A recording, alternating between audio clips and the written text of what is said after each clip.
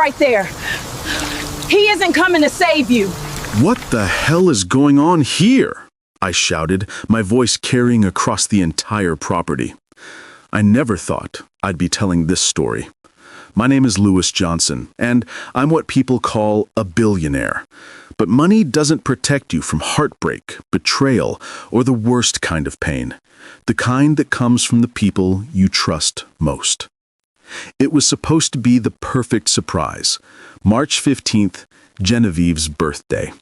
I had spent weeks planning something special, something that would show her just how much she meant to me and my daughter Salima. I'd lied to her that morning, telling her I'd be stuck in meetings all day and couldn't celebrate with her. The disappointment in her voice over the phone still echoes in my mind, but I pushed through it, knowing that by evening, her tears of sadness would turn to tears of joy. I had everything planned perfectly. A brand new Mercedes-Benz sitting in the dealership with a giant red bow, vacation tickets to the Maldives for a week, and dinner reservations at the most exclusive restaurant in the city. But first, I needed my sister Brenda to get Genevieve out of the house so I could set everything up. I trusted Brenda completely. She was my only sister, the woman who had helped me through the darkest period of my life. As I drove through the gates of my estate that afternoon, my heart was racing with excitement. I couldn't wait to see Genevieve's face when she realized what I'd done. I had called Brenda 30 minutes earlier to confirm everything was ready. "Hey sis, I'm about 10 minutes away. Please tell me you have Genevieve ready and waiting outside like we planned." "Oh yes, Lewis," Brenda had said with what I thought was excitement in her voice. "Everything is perfectly set up. She's going to be so surprised." But as my car rounded the final curve of the driveway, what I saw made my blood run cold and my heart stop beating. Before I continue with what happened next, I need you to do something for me. If this story is hitting you in the heart like it's hitting mine to tell it, please subscribe to Pressify Stories right now by clicking on that subscribe button. Hit that like button because this story needs to be heard. And comment below with your country. I want to know where my fellow heartbreak survivors are watching from around the world. Trust me, what happens next will shock you just as much as it shocked me that day. There, in front of my beautiful home, stood three people I loved more than life itself, completely drenched in what looked like muddy, dirty water. My 78-year-old mother, Miriam, my 13-year-old daughter, Salima, and my sister, Brenda, all wearing white clothes that were now stained brown and dripping with filth. And standing over them, holding an empty bucket, was Genevieve. The woman I was planning to surprise with the perfect birthday had just humiliated my entire family. I slammed on the brakes so hard that my tires screeched against the pavement. My hands were shaking as I threw the car into park and jumped out, not even bothering to close the door behind me. "What the hell is going on here?" I shouted, my voice carrying across the entire property.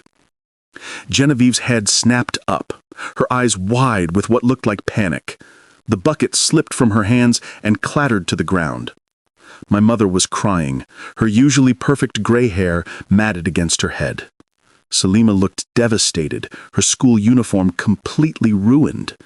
And Brenda, my sister, was shaking, whether from cold or shock, I couldn't tell. "Lewis," Genevieve stammered, taking a step toward me. "I can explain. This isn't what it looks like." "This isn't what it looks like?" I repeated, my voice getting louder with each word. "My daughter, my mother, and my sister are standing here soaked in dirty water, and you're holding the bucket? What exactly do you think this looks like?" The sight of my family in that condition triggered something primal in me. These weren't just any people. This was my 13-year-old daughter, who had already lost her mother and didn't deserve this kind of treatment. This was my elderly mother who had sacrificed everything to help me raise Salima after my wife passed away. This was my sister, who had been my rock through every difficult moment in my life.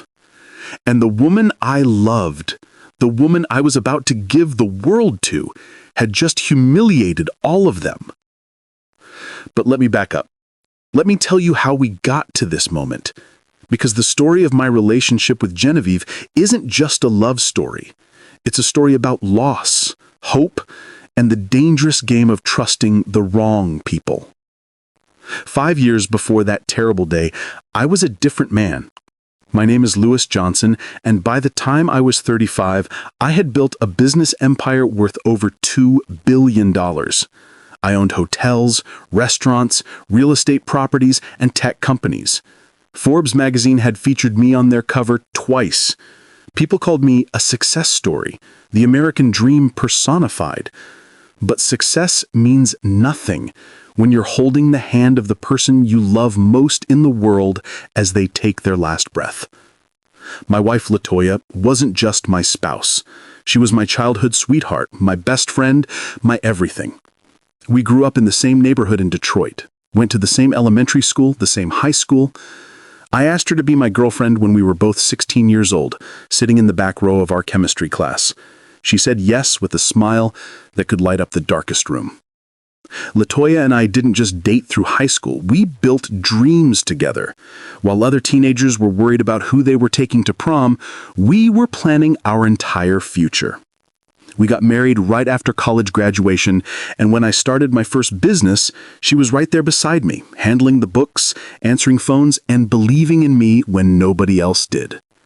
When I made my first million, Latoya cried. When I made my first billion, she cried again. But she never cried for the money. She cried because she was proud of how far we had come together from that little neighborhood where most kids didn't even dream of going to college, let alone building empires. Salima came into our lives when Latoya was 28 and I was 30. From the moment that little girl opened her eyes, she became the center of our universe. Latoya was the most incredible mother you can imagine. Patient, loving, creative. She would spend hours reading to Salima, teaching her about the world, showing her that she could be anything she wanted to be. Our life was perfect. Too perfect, maybe. The universe has a way of humbling you when you think you have it all figured out. Salima had just turned 8 when Latoya started feeling tired all the time. At first, we thought it was just stress. I was expanding the business, working long hours, and Latoya was essentially raising Salima single-handedly while also helping manage some of my investments. But the tiredness didn't go away. Then came the headaches, then the weight loss. The day the doctor told us it was pancreatic cancer, stage 4, I felt like the floor had disappeared beneath my feet. Latoya, being the strong woman she was, didn't cry in that office. She held my hand and asked the doctor practical questions about treatment options, timelines, and what we needed to do to fight this thing. But that night, when Salima was asleep, Latoya collapsed in my arms and sobbed until she had no tears left. She said, "I'm not ready to leave you. I'm not ready to leave our baby." For the next 8 months, we fought that cancer with everything we had. The best doctors in the world, experimental treatments, clinical trials. I spent more money on medical bills in those 8 months than most people see in a lifetime. None of it mattered. Cancer doesn't care how much money you have. Latoya passed away on a Tuesday morning in October, with me holding one hand and 8-year-old Salima holding the other. Her last words were, "Take care of our baby, Lewis, and don't forget to take care of yourself." I've never felt pain like I felt that day. It wasn't just losing my wife. It was losing my best friend, my business partner, my co-parent, and the only woman I had ever loved. The grief was so overwhelming that there were days I couldn't get out of bed. But I had to. Salima needed me. The next 5 years were the hardest of my life. I threw myself into work because it was the only way I could function. When I was analyzing market trends or negotiating business deals, I could forget for a few hours that the love of my life was gone. But every evening, when I came home to that big, empty house, the silence would hit me like a physical blow. Salima and I learned to navigate our new normal together. She was incredibly strong for a little girl who had just lost her mother, but I could see the sadness in her eyes. I tried to be both mother and father to her, but I knew I was failing in some ways. How do you teach a little girl about things that her mother should have been there to teach her? How do you fill a void that big? My mother, Miriam, moved in with us about 6 months after Latoya's funeral. She could see that I was struggling, and Salima needed more stability than I could provide while also running multiple businesses. Miriam had retired from her job as a school principal, so she had the time to help raise Salima properly. My sister Brenda lived about an hour away, but she started visiting more frequently after Latoya passed away. Brenda had never married and didn't have children of her own, so she poured a lot of her maternal energy into Salima. Between Miriam and Brenda, Salima had strong female figures in her life, which I thought was exactly what she needed. For 5 years, I didn't even look at another woman. I'm not exaggerating. I literally couldn't imagine being with anyone else. Friends would try to set me up on dates. Business associates would invite me to social events where they'd introduce me to beautiful, successful women, but none of it interested me. My heart was buried with Latoya, and I was okay with that. I convinced myself that Salima and I were fine on our own, with help from Miriam and Brenda. I was a good father, a successful businessman, and I was honoring my wife's memory by staying faithful to her even after death. I thought that was enough. I was wrong. Everything changed on a Thursday afternoon in September 2023. Salima was 13 by then, and I was at a business conference downtown when I got a call from her school nurse. "Mr. Johnson, Salima isn't feeling well. She says she has a stomach ache and feels dizzy. Can someone come pick her up?" Miriam was at a doctor's appointment and Brenda was at work, so I left the conference and drove to Salima's school myself. When I got there, I found my daughter sitting in the nurse's office looking pale and miserable. "Hey, baby girl," I said, sitting down beside her. "What's wrong?" "I don't know, Dad. My stomach really hurts and I feel like I might throw up." I signed her out of school and decided to take her to our family doctor just to be safe. The last thing I wanted was to ignore symptoms and have something serious happen to my daughter. I couldn't survive losing another person I loved. Dr. Thomas examined Salima thoroughly and determined that she had a stomach virus that was going around school. Nothing serious, but she'd need to stay home for a few days and rest. "Keep her hydrated, let her sleep as much as she wants, and she should be feeling better by early next week," Dr. Allen told me. On our way home, I stopped at the pharmacy to pick up some medicine for Salima's stomach. The pharmacist who helped us was a woman I'd never seen there before. She was beautiful, but not in the obvious way that usually caught men's attention. She had intelligent eyes, a warm smile, and something about her presence was calming. "This medication might make her a little sleepy, but that's actually good because rest is the best medicine for what she's dealing with." Salima, who was usually shy around strangers, actually smiled at this woman. She said, "Thank you," softly. "You're very welcome, sweetheart. I hope you feel better soon." As we were leaving, the pharmacist called out, "Mr. Johnson?" I turned around surprised that she knew my name. "I hope this doesn't sound inappropriate, but your daughter seems like a really sweet girl. You're doing a great job as a father." I don't know why, but those words hit me harder than they should have. Maybe it was because I spent most days feeling like I was failing as a single parent. Maybe it was because I rarely got acknowledgement for the parts of parenting that felt hardest to me. "Thank you," I said. "That means more than you know." "I'm Genevieve Robinson, by the way." "Louis Johnson, and this is Salima." "Nice to meet you both." That was it. A simple interaction that lasted maybe 5 minutes. But something about Genevieve stayed with me as I drove home with Salima.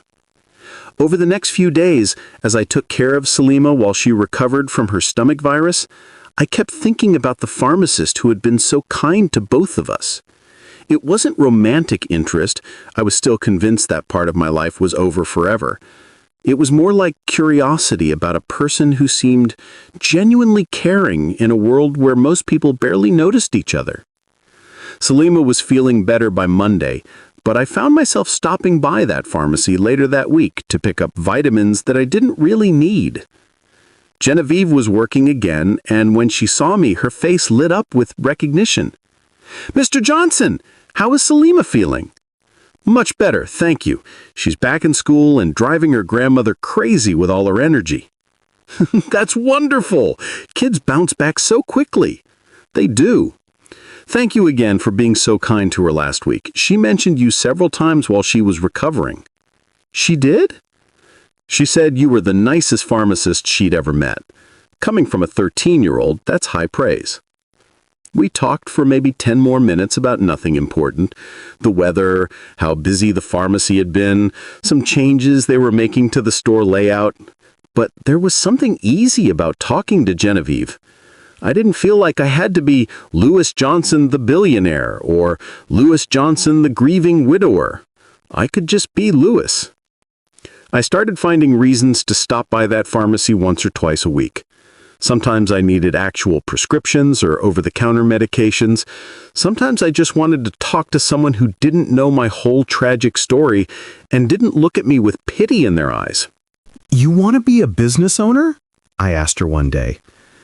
"Definitely. I love helping people with their health and medications, but I want to create something that's truly mine, you know? I want to build a pharmacy that feels more like a community health center, where people can come for advice and support, not just to pick up prescriptions." Her ambition impressed me. Here was a young woman with a clear vision for her future, working hard to make it happen. It reminded me of LaToya, who had always been driven and goal-oriented.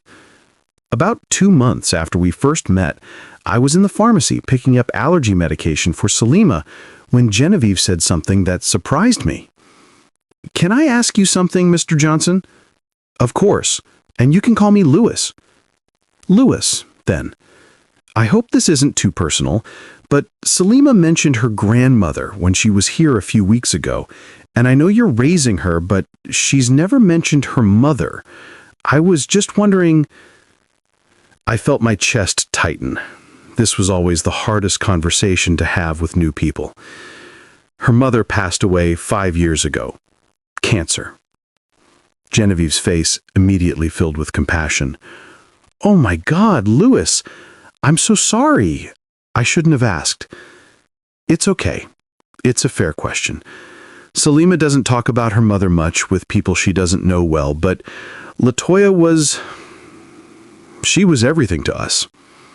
I can't imagine how difficult that must have been for both of you." What struck me about Genevieve's response was that she didn't try to fill the silence with empty platitudes about how LaToya was in a better place or how everything happens for a reason. She just acknowledged the difficulty of what Salima and I had been through, which somehow felt more respectful than all the well-meaning but hollow phrases people usually offered. "Salima is an incredible kid," Genevieve said after a moment.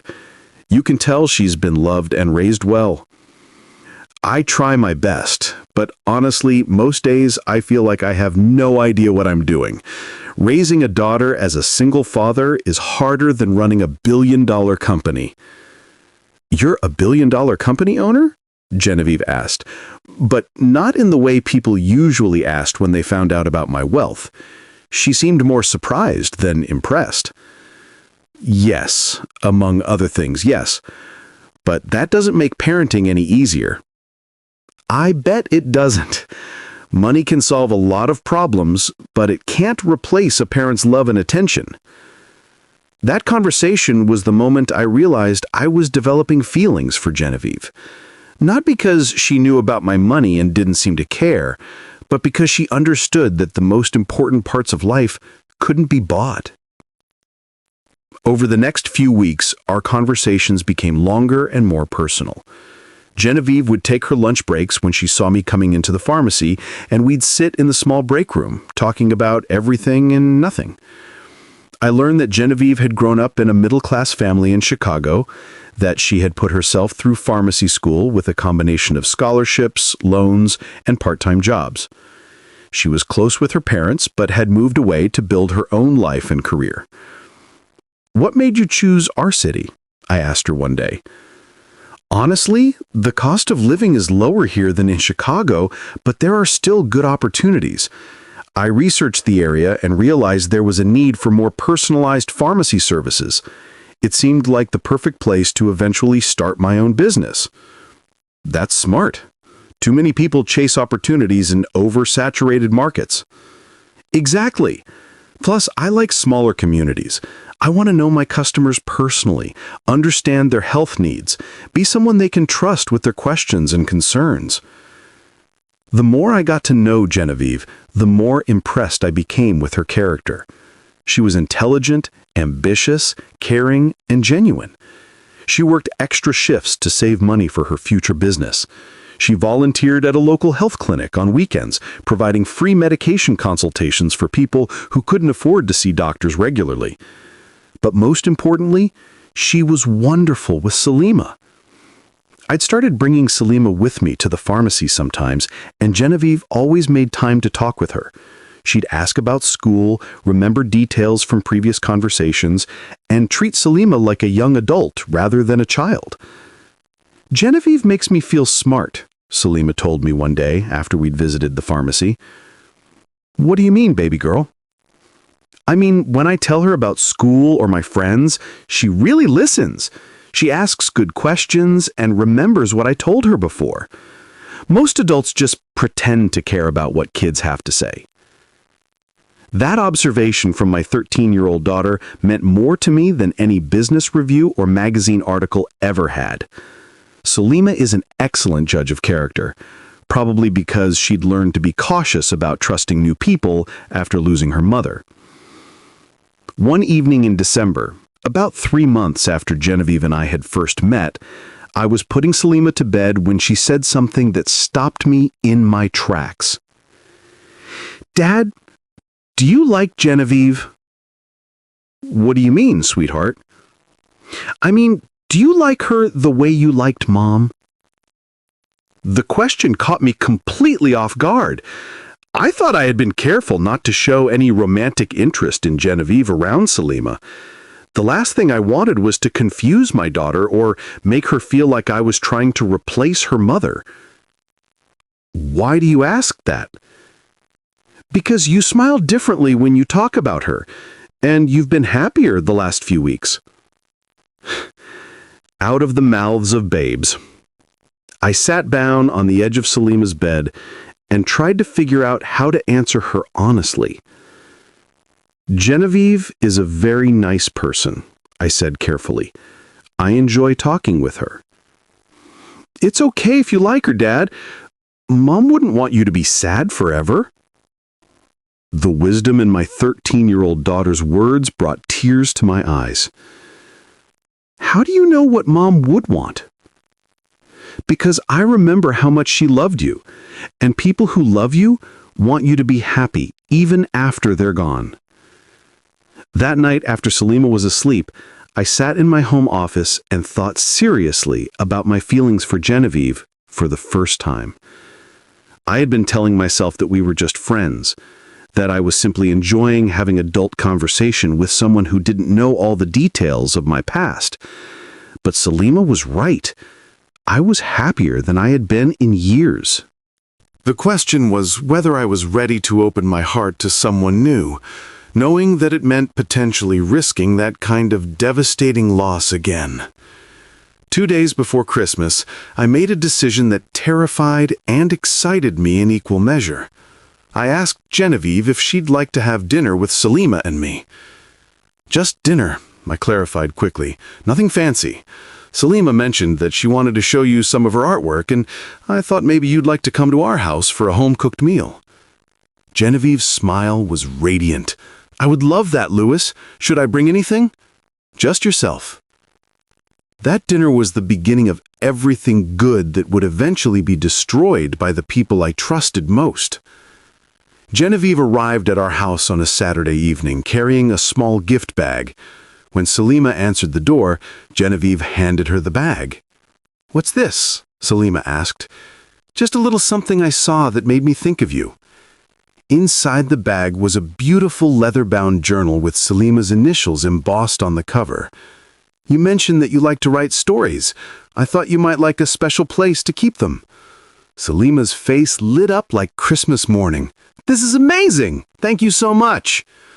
Watching Genevieve interact with my daughter that evening was like seeing a glimpse of what our life could be like. She asked Salima thoughtful questions about her stories, admired her artwork with genuine enthusiasm, and even helped with dinner preparation in a way that felt natural rather than forced. But what impressed me most was how Genevieve talked about LaToya when Salima brought her up. "My mom used to make the best chocolate chip cookies," Salima said as we were cleaning up after dinner. "Tell me about them," Genevieve said, sitting down at the kitchen table with genuine interest. "She had this secret ingredient that she never told anyone about. Dad and I still haven't figured out what it was." "What a special memory to have. Your mom sounds like she was an amazing baker." "She was amazing at everything," Salima said wistfully. "I can tell. You're pretty amazing yourself, so she must have been an incredible mother." The way Genevieve honored LaToya's memory, instead of feeling threatened by it, told me everything I needed to know about her character.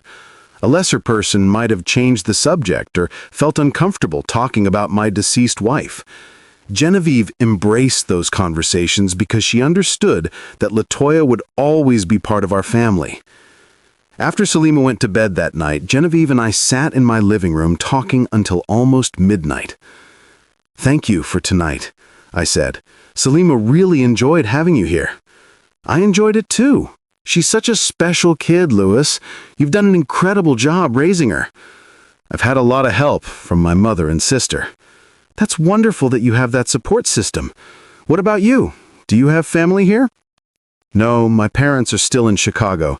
I miss them, but we talk on the phone several times a week. They're proud of me for pursuing my dreams, even if it means living far away from them." "That's not easy, building a life in a new place without family nearby." "It's not, but it's also exciting. I get to create exactly the life I want without anyone else's expectations or limitations." As Genevieve was getting ready to leave, she turned to me with a question that I'd been hoping she would ask. "Louis, would you like to have dinner again sometime? Just the two of us?" My heart raced, but I nodded. "I would like that very much." "Good. I was hoping you'd say that." Our first official date was the following Friday night. I took Genevieve to a quiet restaurant outside the city, somewhere we could talk without being interrupted by people who knew me. I was nervous in a way I hadn't been since I was a teenager asking LaToya to be my girlfriend. "I need to be honest with you about something," I said, after we'd ordered our food. "Okay." "I haven't been on a date in 20 years. LaToya and I started dating when we were 16, and after she passed away, I never thought I'd want to be with anyone else." "What changed your mind?" "You did.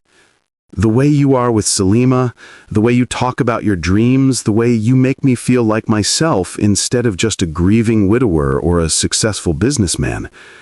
You make me remember that there are still good things in life worth hoping for."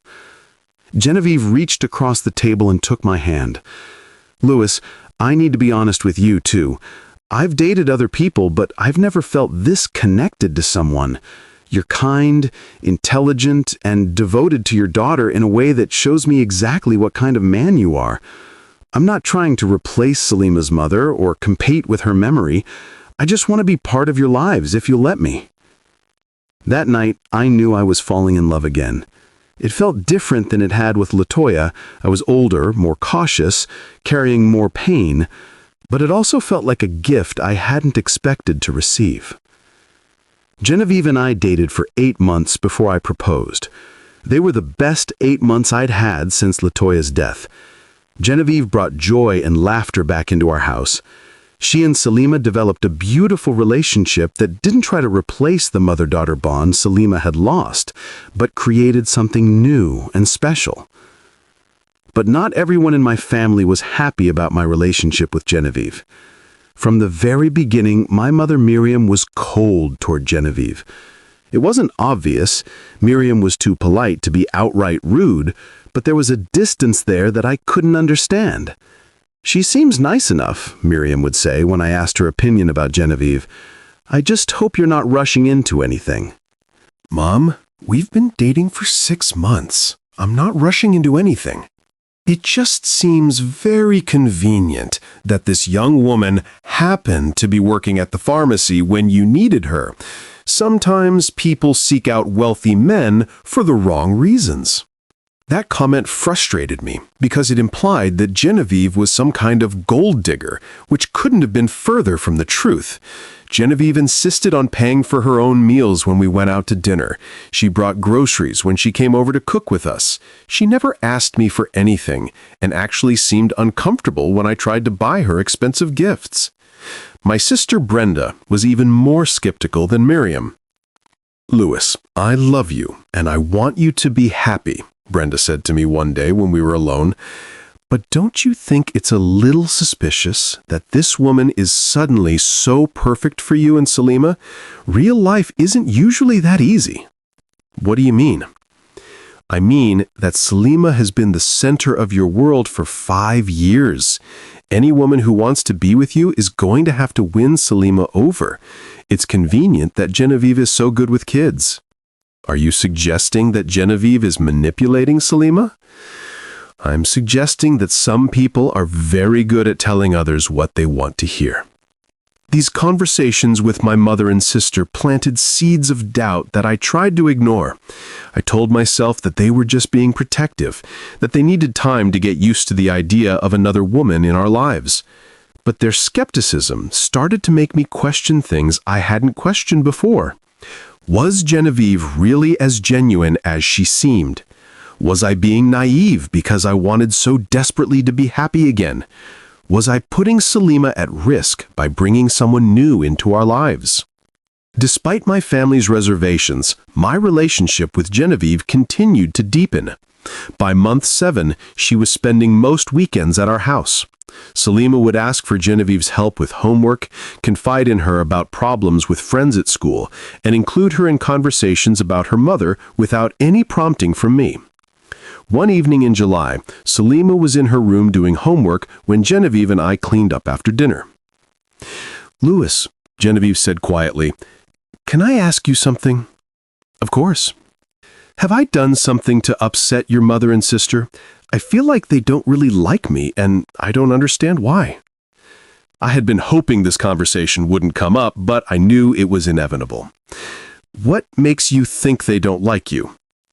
"They're polite to me, but it feels forced. When I suggest things we could all do together, they usually have excuses for why they can't join us. And I've noticed that they have a lot of opinions about Salima's schedule and activities that don't include me." Genevieve was right.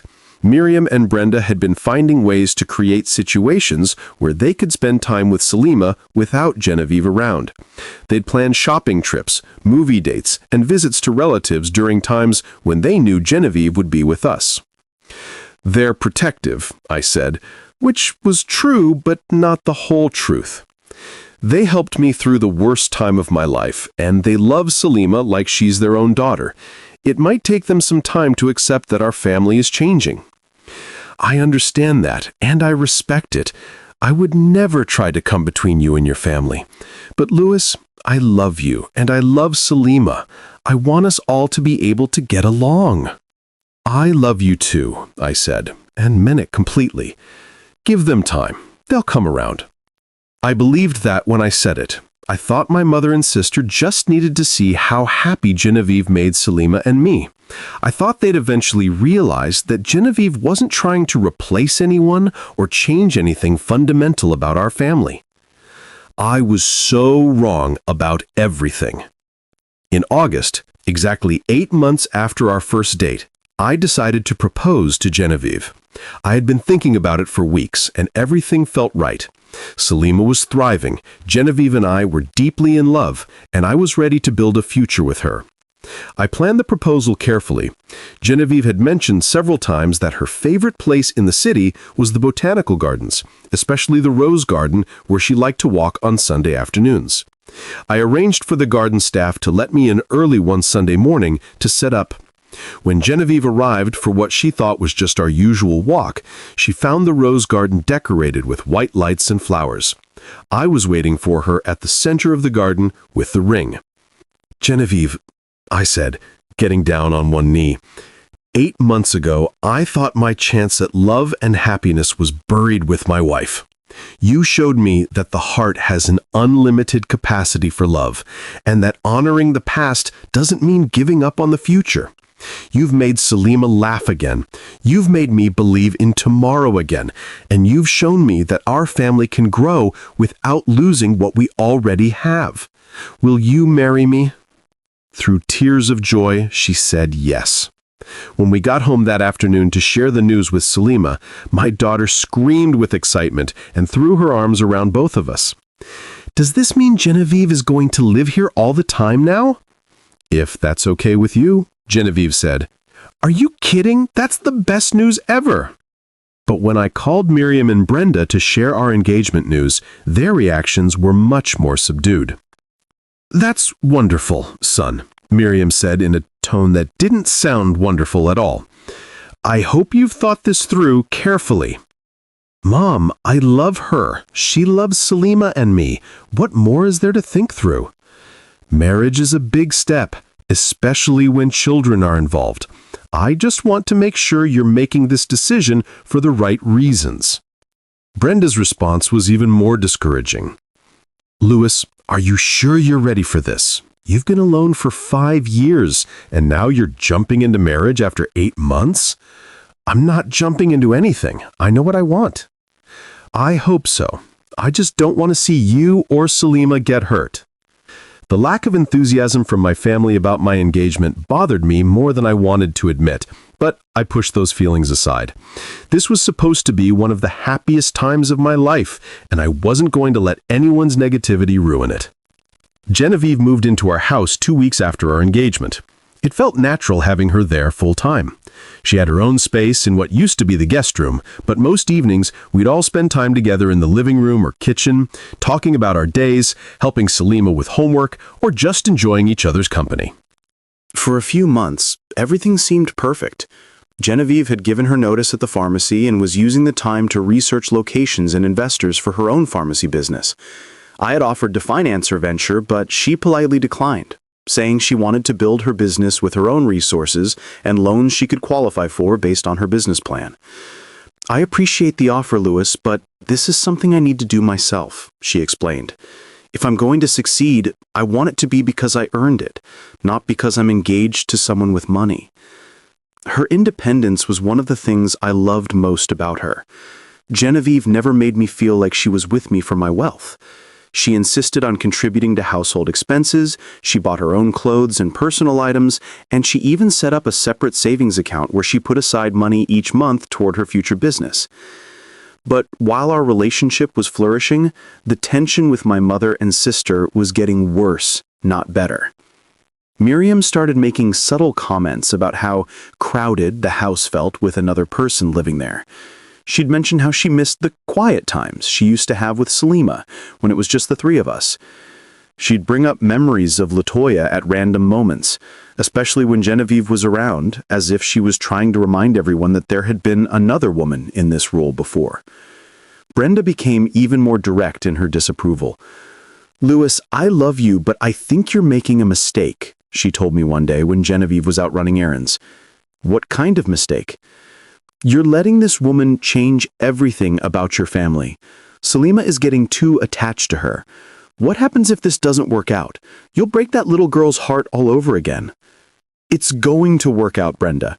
I'm marrying Genevieve because I love her and because she's good for our family. She's good for your family, or she's good at making you think she's good for your family. What's that supposed to mean?" "I mean that some people are very skilled at becoming exactly what you need them to be. Doesn't it seem a little too convenient that this woman is perfect in every way? These conversations were starting to wear on me. I loved my mother and sister, and their opinions mattered to me, but I also couldn't understand why they couldn't see what I saw in Genevieve. She was kind, intelligent, hardworking, and wonderful with Salima. What more could they want? The situation came to a head in November, about 3 months after Genevieve had moved in. Salima woke up one Monday morning complaining of feeling dizzy and nauseous. By Tuesday, she had developed a fever and was too weak to get out of bed. I took her to Dr. Allen, who ran several tests but couldn't immediately determine what was wrong. It could be a severe case of the flu, or it could be something else, Dr. Allen explained. I want to keep monitoring her symptoms for a few days. Keep her hydrated, make sure she gets plenty of rest, and call me immediately if her condition gets worse. For the next week, Salima was completely bedridden. She couldn't keep much food down, she slept most of the day, and when she was awake, she was too weak to do much more than watch television or read quietly. Genevieve immediately stepped up to help care for Salima. She took time off from her job search to stay home and monitor her symptoms, bring her medications on schedule, and make sure she was eating and drinking enough to stay hydrated. "You don't have to do this," I told Genevieve one evening as she was preparing a special soup that was one of the few things Salima could keep down. "Yes, I do," Genevieve said firmly. "Salima is going to be my stepdaughter. Taking care of her when she's sick is exactly what I should be doing." Watching Genevieve care for Salima with such tenderness and dedication made me fall in love with her even more deeply. This wasn't someone who was just trying to win points with me. This was someone who genuinely loved my daughter and wanted to take care of her. But my mother had a very different reaction to the situation. "Louis, I think I should come stay at the house until Salima is feeling better," Miriam announced when I called to update her on Salima's condition. "Mom, that's not necessary. Genevieve and I have everything under control. Salima is my granddaughter, and when she's sick, she needs her family around her. I've been taking care of sick children a lot longer than Genevieve has. Genevieve is going to be Salima's stepmother. She's family too. She's not family yet, Louis, and even when you get married, I'll still be Salima's grandmother. I know what that little girl needs when she's not feeling well." Before I could argue further, Miriam had essentially decided the matter for herself. She showed up at our house the next day with 2 suitcases and announced that she'd be staying until Salima was completely recovered. "I've taken care of Salima every time she's been sick for the past 5 years, Miriam told Genevieve when she arrived. "I know exactly what she needs." Genevieve graciously stepped aside and offered to help in whatever way Miriam preferred, but I could see the hurt in her eyes. She had been doing an excellent job caring for Salima, and Miriam's arrival felt like a judgment that Genevieve wasn't capable or trustworthy enough to handle the situation. Things got even more complicated when Brenda decided to join Miriam at our house. "I want to help take care of Salima too," Brenda announced when she arrived with her own suitcase 2 days after Miriam had moved in. "That little girl means everything to me." Suddenly, our house felt like a completely different place. Instead of the peaceful home that Genevieve and I had been building together, it was crowded with family members who seemed to be competing for authority over Salima's care. Miriam took over the kitchen, preparing all of Salima's meals and insisting that she knew best what foods would help her granddaughter recover. Brenda appointed herself as Salima's entertainment committee, bringing board games, books, and movies to keep her occupied during her recovery. Genevieve tried to find ways to contribute, but every suggestion she made was politely dismissed. "Oh, that's not necessary," Miriam would say when Genevieve offered to help prepare meals. "We've got the entertainment covered," Brenda would add when Genevieve suggested activities for Salima. I could see that Genevieve was feeling pushed aside in her own home, but I was also grateful for the help from my mother and sister. Salima's illness had been scary for me, bringing back painful memories of Latoya's decline, and having experienced caregivers around made me feel more confident that we were doing everything possible to help Salima recover. What I didn't realize was that my mother and sister had their own agenda beyond just caring for Salima. For 2 weeks, our house was like a carefully orchestrated campaign designed to show me that Genevieve wasn't really necessary. Miriam and Brenda worked together seamlessly to take care of every aspect of Salima's needs, from medical care to entertainment to emotional support. "See how well we work together?" Miriam would say to me. "This is what Salima is used to. This is what feels like family to her." "Genevieve means well," Brenda would add, "but she doesn't really know Salima the way we do. There is so many little things about taking care of a sick child that you only learn through experience." I started to notice that whenever Genevieve tried to spend time with Salima, either Miriam or Brenda would find a reason to interrupt. They'd bring medications, suggest that Salima needed to rest, or create some other task that required Genevieve's attention elsewhere. "I feel like I'm in the way," Genevieve told me one evening when we finally had a few minutes alone together. "You're not in the way. My mother and sister are just being extra protective because Salima has been so sick." "Louis, I love Salima like she's my own daughter. I want to take care of her too. But every time I try to help, they make me feel like I'm doing something wrong." "They don't mean to make you feel that way. They're just used to being the primary caregivers in Salima's life." "I understand that, but I'm going to be her stepmother. At some point, I need to be allowed to act like part of this family." I knew Genevieve was right, but I didn't know how to address the situation without creating more conflict. My mother and sister were providing excellent care for Salima, and she was starting to feel better. I didn't want to rock the boat when everything was working. But what I didn't see was how my indecision was affecting Genevieve. She was feeling increasingly isolated in her own home, excluded from decisions about her future stepdaughter's care, and unsupported by the man she was planning to marry. The situation finally exploded on a Tuesday afternoon in late November. Salima was feeling well enough to be out of bed for a few hours, and Genevieve had suggested taking her for a short walk outside to get some fresh air. "I don't think that's a good idea," Miriam said immediately. "The weather is too cold and Salima is still recovering. She needs to stay inside where it's warm." "It's actually a beautiful day," Genevieve replied patiently. "The sun is shining, it's about 65 degrees, and the doctor said fresh air would be good for her recovery." "I think I know what's best for my granddaughter," Miriam said, her voice taking on a sharp edge that I'd never heard her use with Genevieve before. "And I think I know what's best for my future stepdaughter," Genevieve replied, her own patience finally wearing thin. The argument that followed was the first real conflict I had witnessed between the women in my life, and it was awful. "You've known Salima for less than a year," Brenda jumped in. "We've been taking care of her since she was born."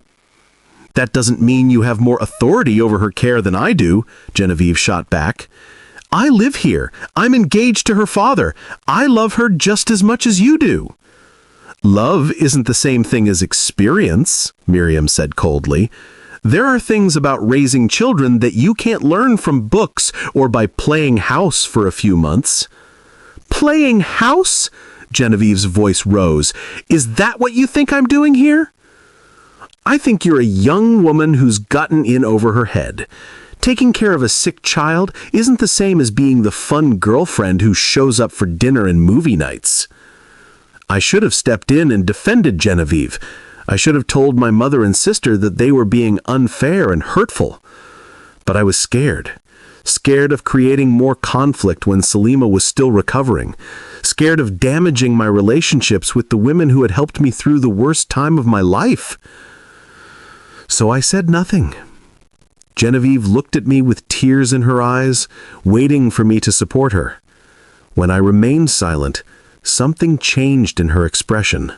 The hurt was replaced by something harder, more distant. "I see," she said quietly.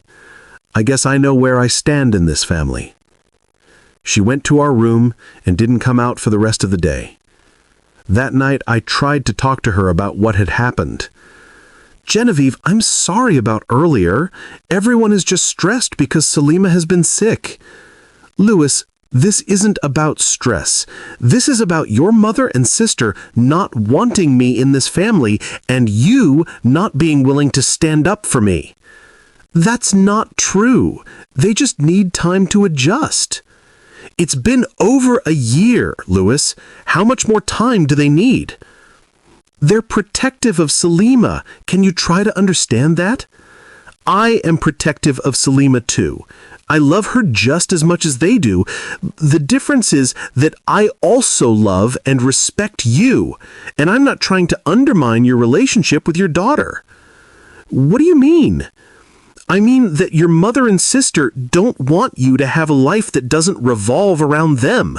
They like being the most important women in your life, and they see me as a threat to that. That's not fair, Genevieve. They've sacrificed a lot to help me raise Salima. And I appreciate that, but they're not sacrificing anymore. They're controlling. There's a difference. I didn't want to believe what Genevieve was saying because it meant acknowledging that the people I trusted most might not have my best interests at heart. It was easier to think that this was just a temporary adjustment period that we'd all get through together. But over the next few days, I started to notice things I'd been blind to before. The way Miriam and Brenda would exchange looks when Genevieve made suggestions. The way they'd find reasons to keep Salima busy whenever Genevieve wanted to spend time with her. The way they'd bring up memories of LaToya at moments that seemed to design to make Genevieve feel like an outsider. By December, Salima was completely recovered from her illness, but Miriam and Brenda showed no signs of moving back to their own homes. "I think we should stay through the holidays," Miriam announced. "Salima shouldn't have too many changes all at once. Plus, Christmas is such an important time for family. We want to make sure Salima has all the people who love her around during the holidays." The implication was clear. Genevieve wasn't really family, and her presence during the holidays wasn't essential. I was caught in an impossible situation. I loved Genevieve and wanted to build a life with her, but I also couldn't imagine asking my mother and sister to leave when they'd been such an important part of Salima's life for so many years. The breaking point came in early March, just 2 weeks before Genevieve's birthday. Salima had been completely healthy for months, but Miriam and Brenda were still living in our house. They'd established routines and claimed spaces that made it feel like they were permanent residents rather than temporary helpers. Genevieve was becoming increasingly frustrated with the situation, and I could see that she was starting to question whether marrying into this family was what she really wanted. "Louis, we need to talk," she said one evening after dinner. "This living situation isn't working for me anymore." "What do you mean?" "I mean that I don't feel like I have a place in this house. Your mother and sister treat me like a guest in my own home. They make decisions about Salima without including me. They take over household responsibilities that should be mine as your fiancé, and they seem to think that their opinions about our relationship matter more than our own feelings." "They're just being protective." "No, Louis, they're being controlling, and you're letting them." "What do you want me to do?" "I want you to set boundaries. I want you to tell them that while you appreciate their help, you and I are capable of running our own household and raising Salima together." "And if they get upset?" "Then they get upset. Louis, we're supposed to get married in 6 months. At some point, you have to choose between being a son and brother first or being a husband and partner first." The conversation ended without any resolution, but it forced me to confront some uncomfortable truths about my family dynamics. Was I really being a good partner to Genevieve? Was I allowing my mother and sister to undermine the relationship I claimed to value so much?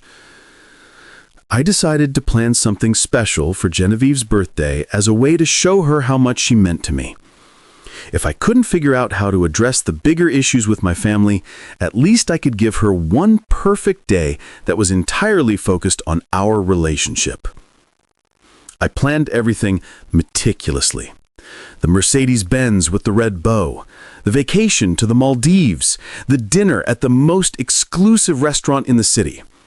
Most importantly, I planned to use the day to have a serious conversation with Genevieve about setting boundaries with my family and making our relationship the priority it should have been all along. The plan was simple.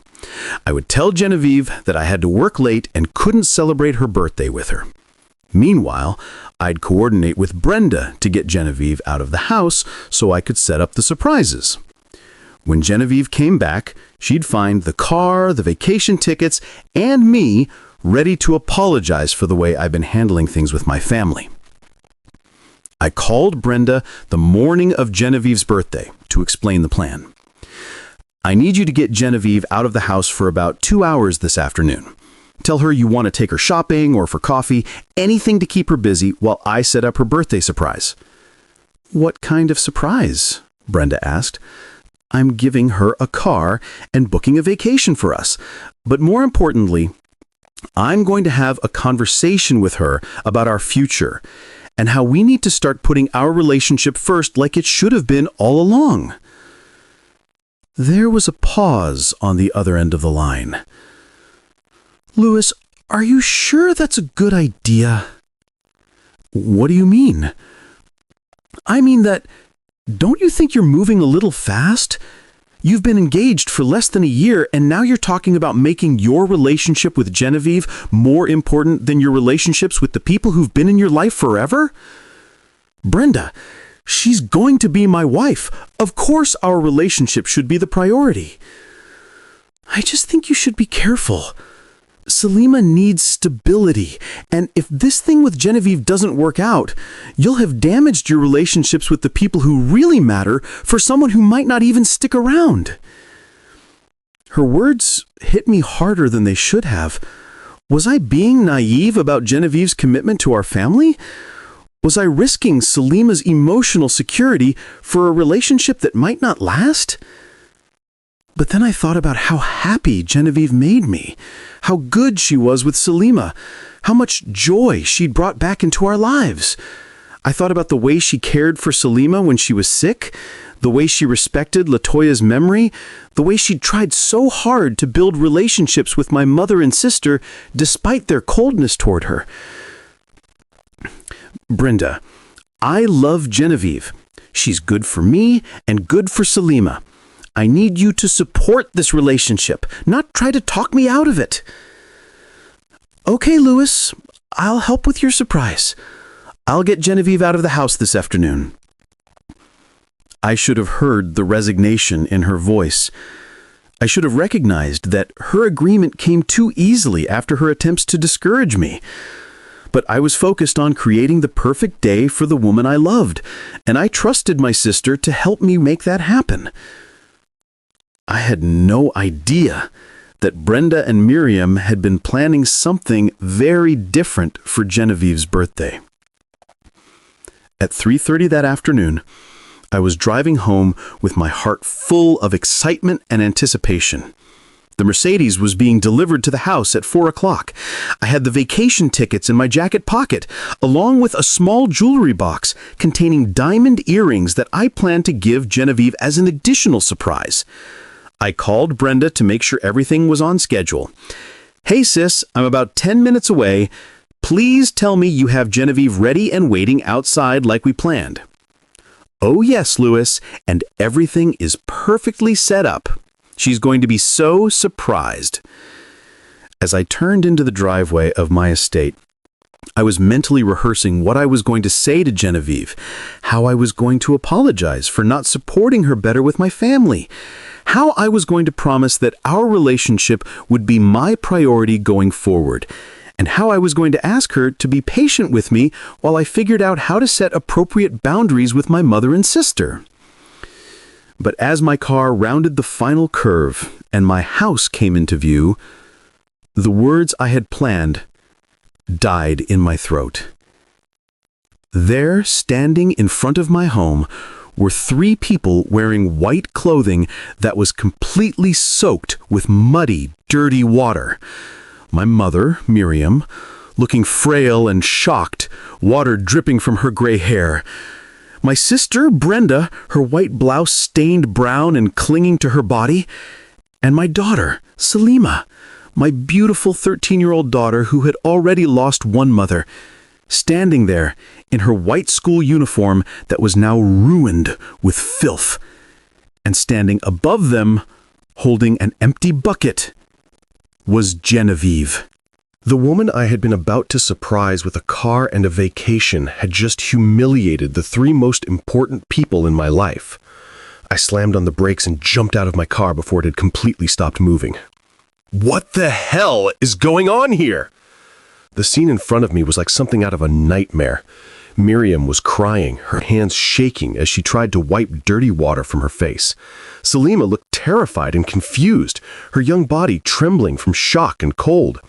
Brenda was standing protectively in front of both of them, glaring at Genevieve with an expression of pure hatred. "Louis!" Genevieve dropped the bucket and stepped toward me, her eyes wide with panic. "I can explain. This isn't what it looks like."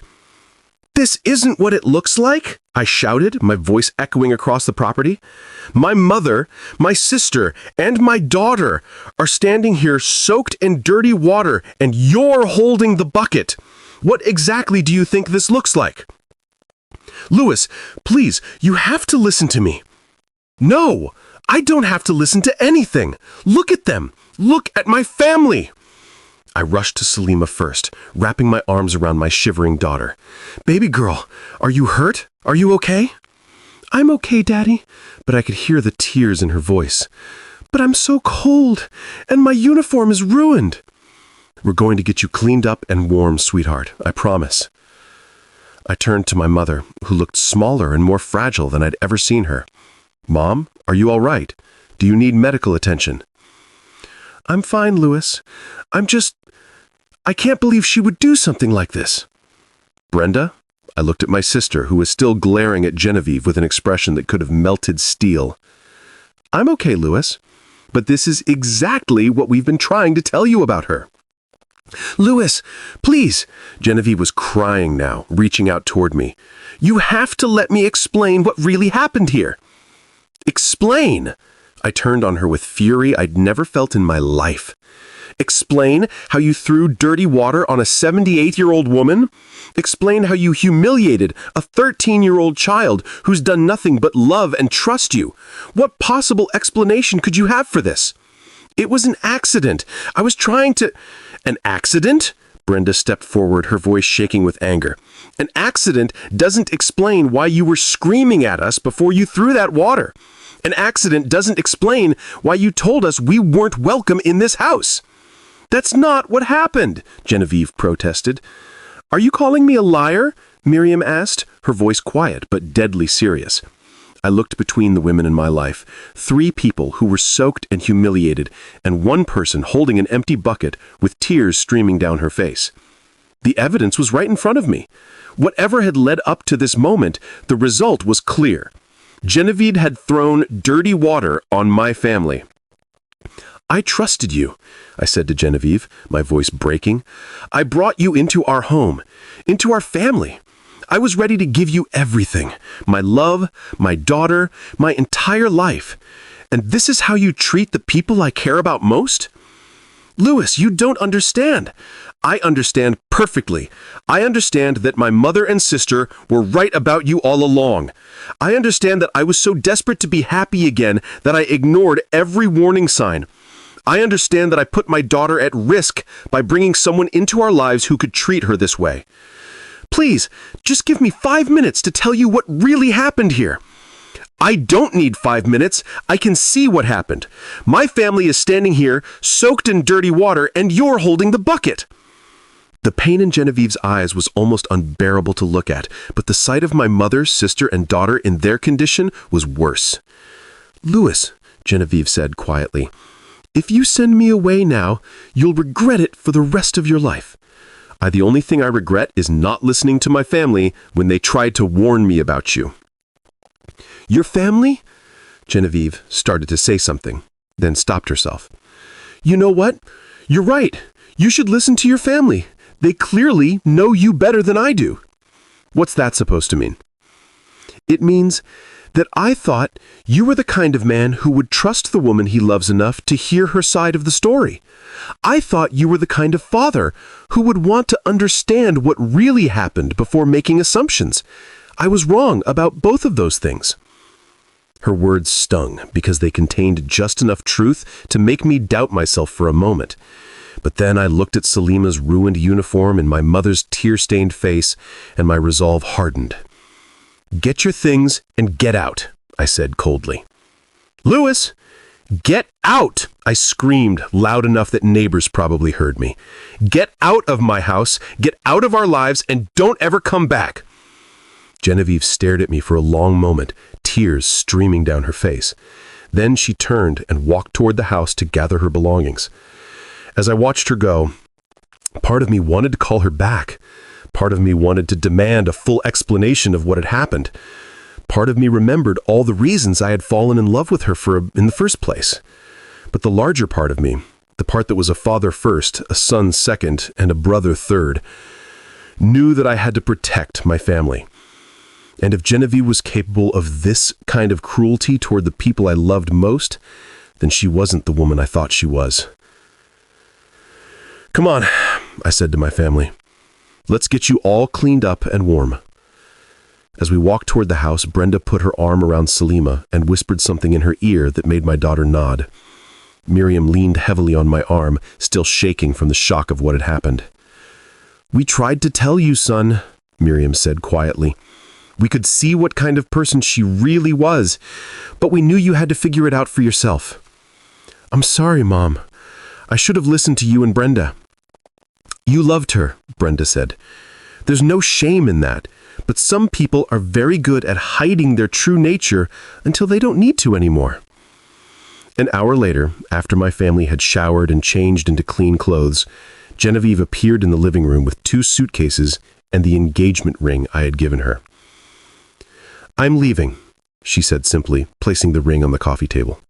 I wanted to say something, anything, but I couldn't find words that felt appropriate for the moment. "Louis," Genevieve said, looking directly at me, "I want you to remember this day.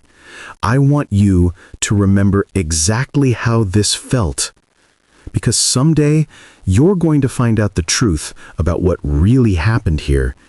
And when that day comes, you're going to realize that you chose to believe the worst about someone who loved you and Salima more than her own life." "Don't you dare," Brenda started to say. "I'm not talking to you." Genevieve cut her off, never taking her eyes off me. "I'm talking to the man who was supposed to love me enough to trust me. The man who was supposed to protect me the way I've been trying to protect his daughter." "Protect Salima?" I found my voice. "By throwing dirty water on her?" Genevieve just shook her head sadly. "Goodbye, Louis. I hope your family gives you everything you think you need." And then she was gone. I sat in my living room surrounded by the people who loved me most, feeling like I had just made the right decision for all the wrong reasons.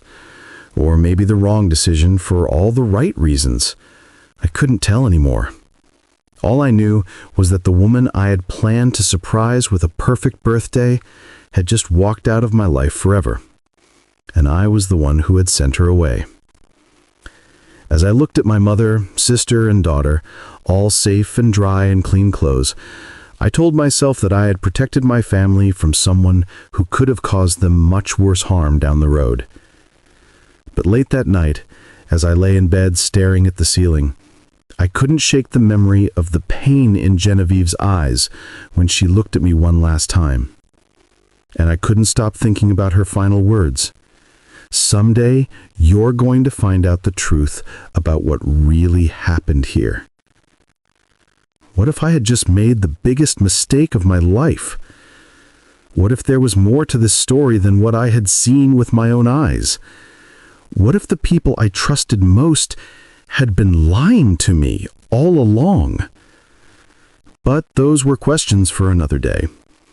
That night, All I could do was hold on to the belief that I had done the right thing for my family, even if it meant losing the second love of my life forever. I had no idea that the truth about that terrible day would eventually destroy everything I thought I knew about the people closest to me. I had no idea that my own daughter had been trying to tell me something important for weeks, but I had been too busy and distracted to listen. I had no idea that the woman I had just banished from our lives was innocent of everything I had accused her of. But I would find out all of those things eventually. And when I did, I would realize that sometimes the people who claim to love you the most are the ones who are willing to hurt you the deepest to get what they want. But that revelation was still months away. For now, I was just a heartbroken man who thought he had chosen his family over a woman who had betrayed them. I was so wrong about everything. The days after Genevieve left felt like living in a house of ghosts. Every corner of our home held memories of her. The kitchen where she had made breakfast for Salima, the living room where we'd planned our future together, the bedroom where she had whispered that she loved me just hours before I destroyed everything. I threw myself into work with a vengeance that surprised even my business partners. 18-hour days became my new normal. I scheduled back-to-back meetings, took on new projects that required extensive travel, and accepted speaking engagements across the country. Anything to avoid sitting in that house and thinking about what I had lost. "Louis, you need to slow down," my business partner Donald Harris warned me during a video conference 3 weeks after Genevieve had left. "I'm fine, Donald. Business is booming, our quarterly reports are the best they've ever been. What's the problem?" "The problem is that you look like you haven't slept in weeks, and you're making decisions so fast that you're not thinking them through properly." He was right, but I couldn't slow down. When I was negotiating deals or analyzing market trends, I could forget for a few hours that I'd sent away the woman I had planned to spend my life with. Work was the only thing that kept the pain at bay. But even in my busiest moments, I couldn't shake the memory of Genevieve's final words. "Someday, you're going to find out the truth about what really happened here." What truth? I saw what happened with my own eyes. She threw dirty water on my family. What other truth could there be? At home, life had settled into a routine that felt both familiar and wrong. Miriam had taken over all the household management duties that Genevieve used to handle. She cooked every meal, managed Salima's schedule, and made sure the house ran smoothly while I worked my impossibly long hours. "You see how much better things are now?" Miriam said to me one evening when I came home from a particularly grueling day of meetings. "No drama, no conflict, just family taking care of family." Brenda also had made herself indispensable. She picked up Salima from school most days, helped with homework, and filled the evenings with activities and conversations that kept our daughter entertained and engaged. "Salima is so much more relaxed now, Dad," Brenda told me. "She doesn't have to worry about walking on eggshells around someone who might explode at any moment." Their comments should have made me feel better about my decision to send Genevieve away, but instead they made me feel worse. Because the truth is, life didn't feel better without Genevieve. It felt empty. The house was too quiet. Dinner conversations lacked the warmth and laughter that Genevieve had brought to our table. Even my business successes felt hollow without someone to share them with who truly understood what they meant to me. Salima seemed different too, though I couldn't quite put my finger on how. She still laughed and played with Miriam and Brenda, but there was something missing from her usual bright energy. When I asked her about it, she would just shrug and say she was fine. "Are you okay, baby girl? I seem sad lately." "I'm okay, Dad." "Do you miss Genevieve?" Salima was quiet for a long moment, like she was carefully choosing her words. "Dad, can I tell you something important?" "Of course, sweetheart. You can tell me anything." But before Salima could say another word, Brenda appeared in the doorway.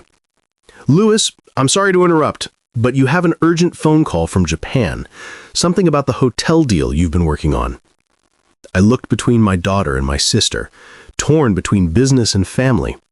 The Japan deal was worth $50 million, and if there was a problem, I needed to address it immediately.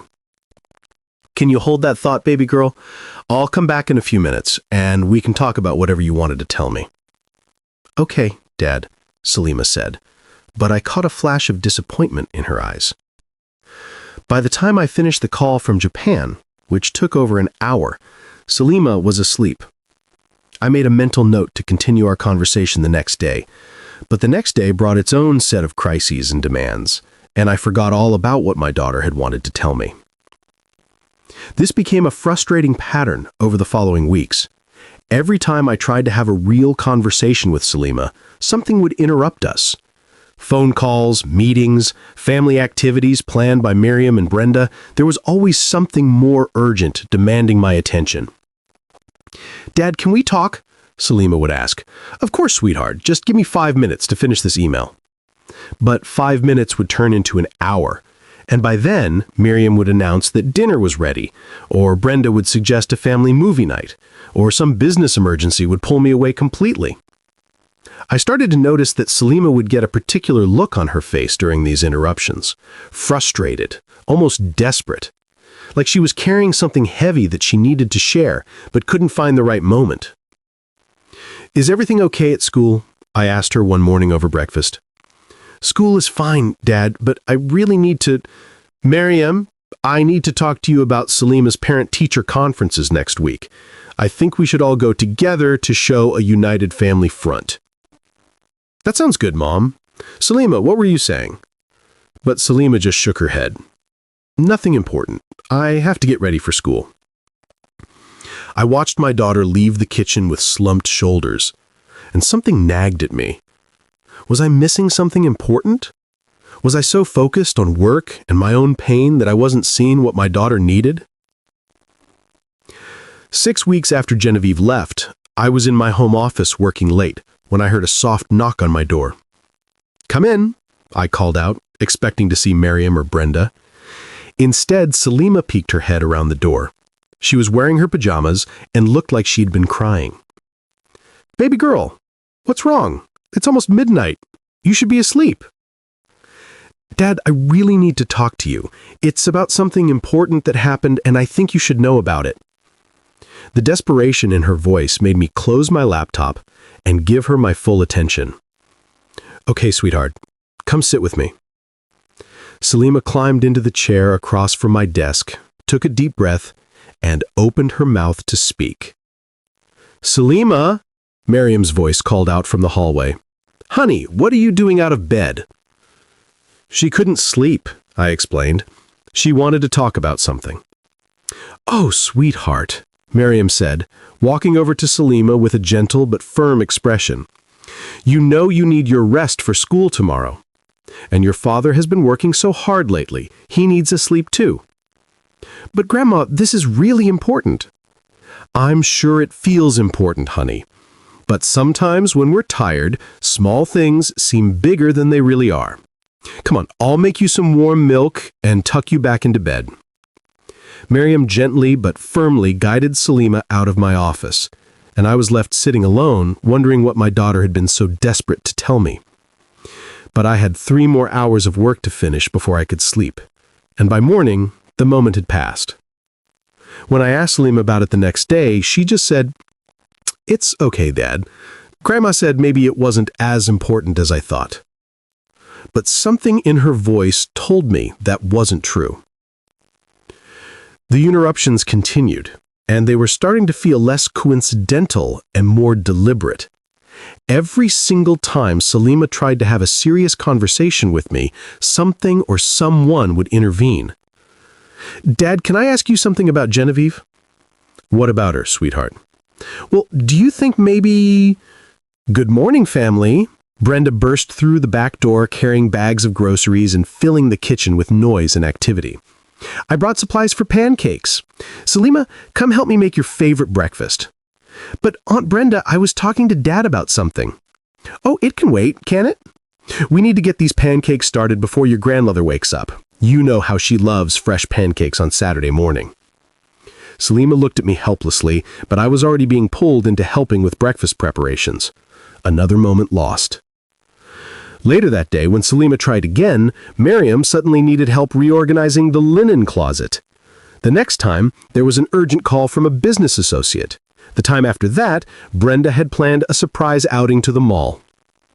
I started to wonder if I was being paranoid, but the pattern was becoming impossible to ignore.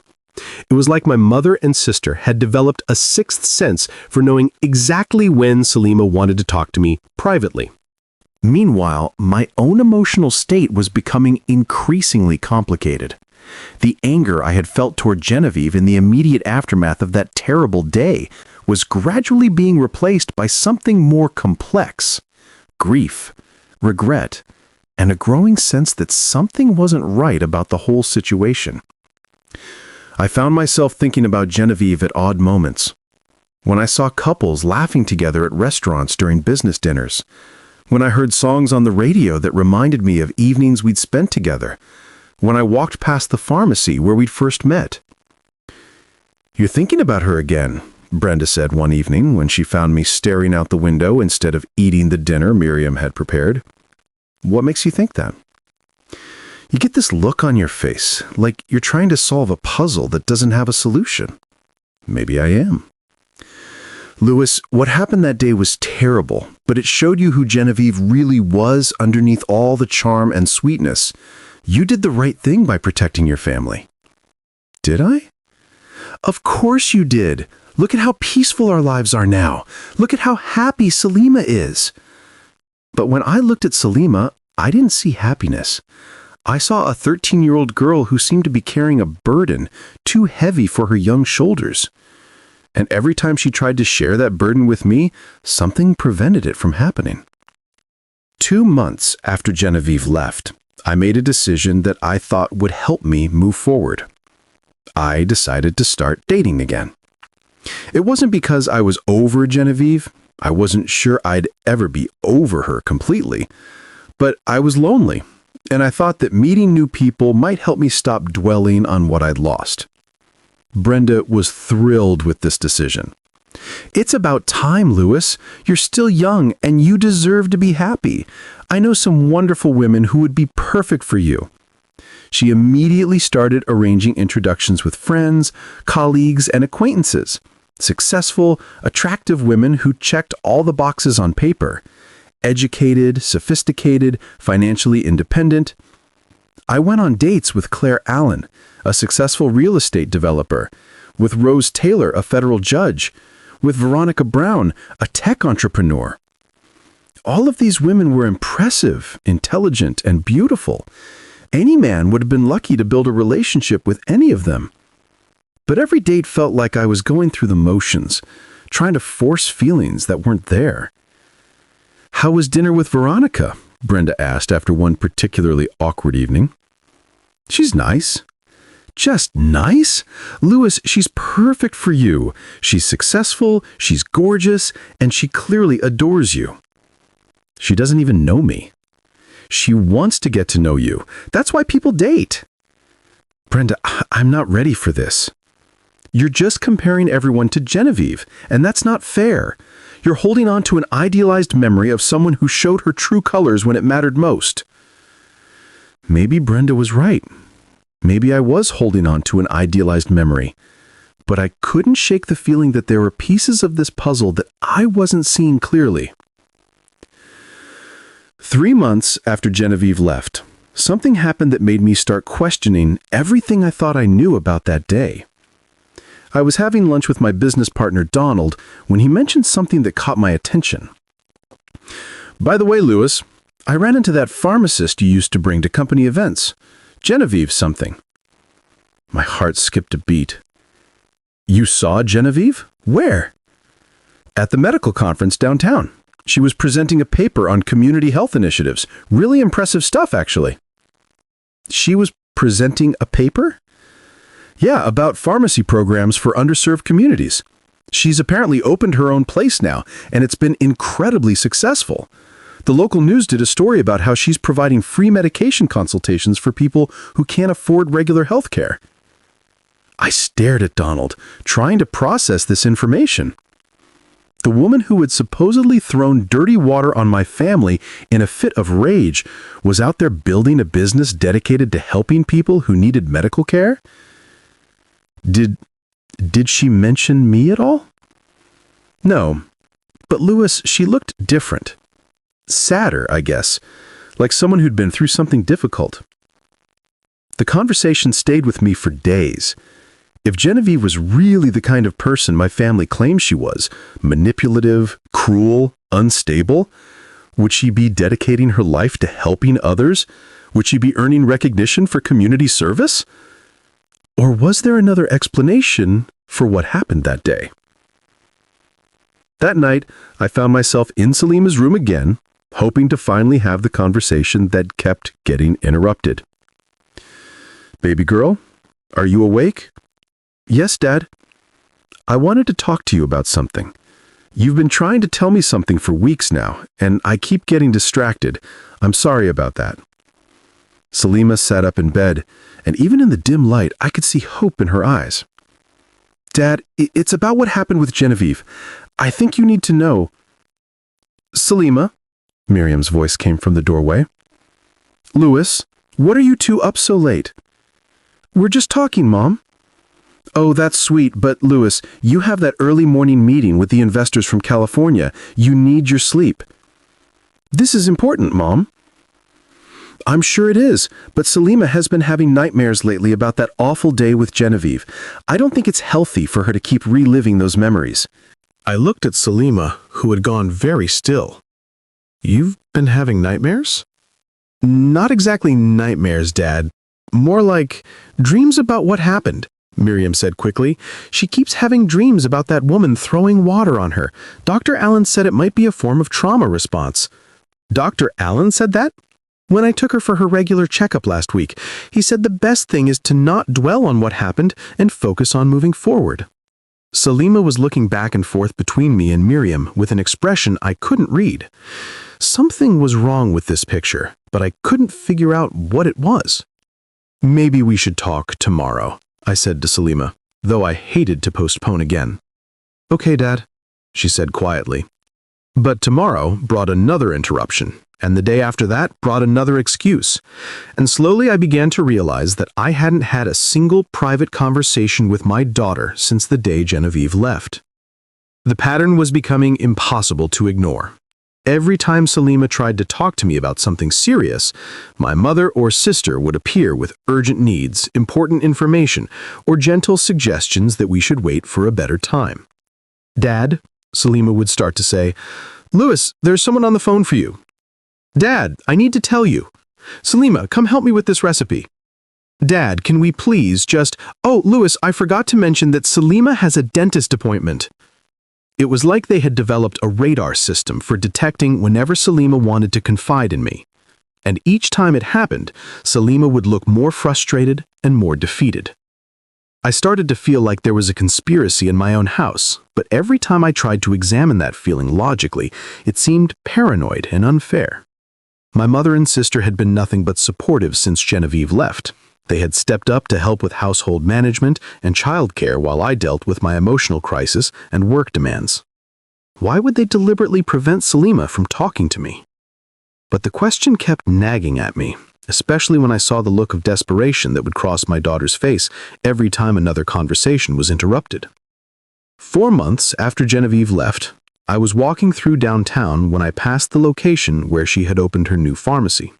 Through the window, I could see her helping an elderly customer, her face animated as she explained something about medication. She looked beautiful, thinner than I remembered, and there was a sadness around her eyes that hadn't been there before, but she was still the same woman I had fallen in love with, still caring, still dedicated to helping others. As I watched her work, I found myself remembering all the reasons I had loved her.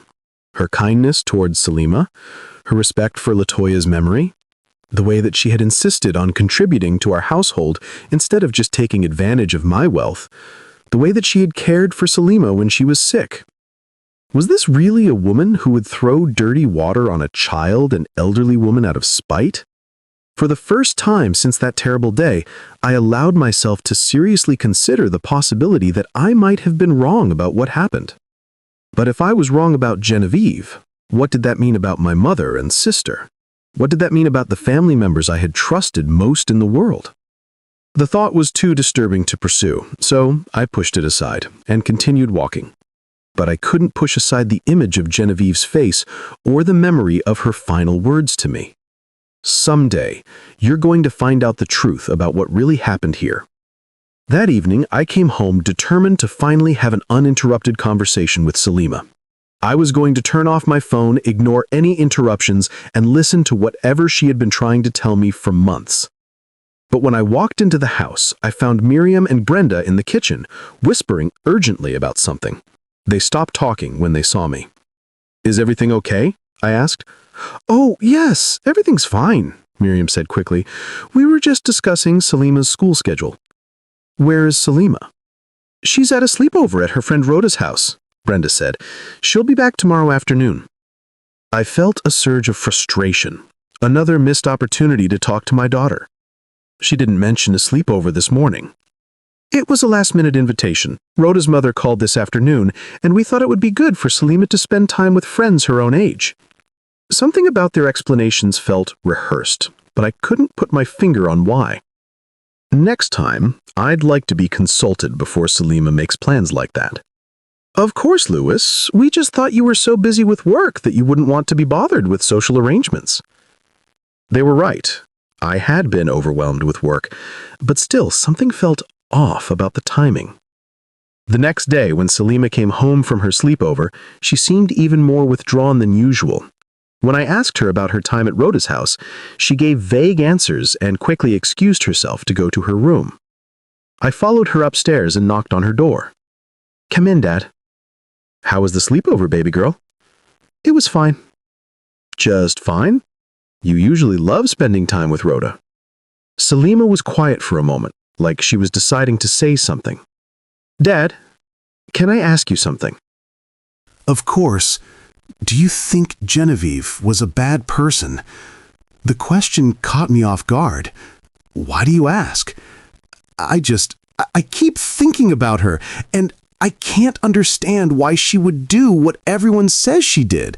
It doesn't seem like her. Sometimes people aren't who we think they are, sweetheart. But what if they are who we think they are, and we just don't understand what really happened? Before I could respond, Brenda appeared in the doorway. "Louis, your lawyer is on the phone. He says it's urgent about the merger you've been working on." I looked at Salima, who had already closed down again. Another moment lost. Another conversation interrupted. As I left to take the call, I heard Brenda say to Salima, "You know, sweetheart, sometimes it's better not to dwell on sad things from the past. It just makes everyone hurt more." The call from my lawyer took 2 hours to resolve, and by the time I finished, Salima was asleep. But her questions stayed with me. What if Genevieve really was who we thought she was? What if we just didn't understand what really happened?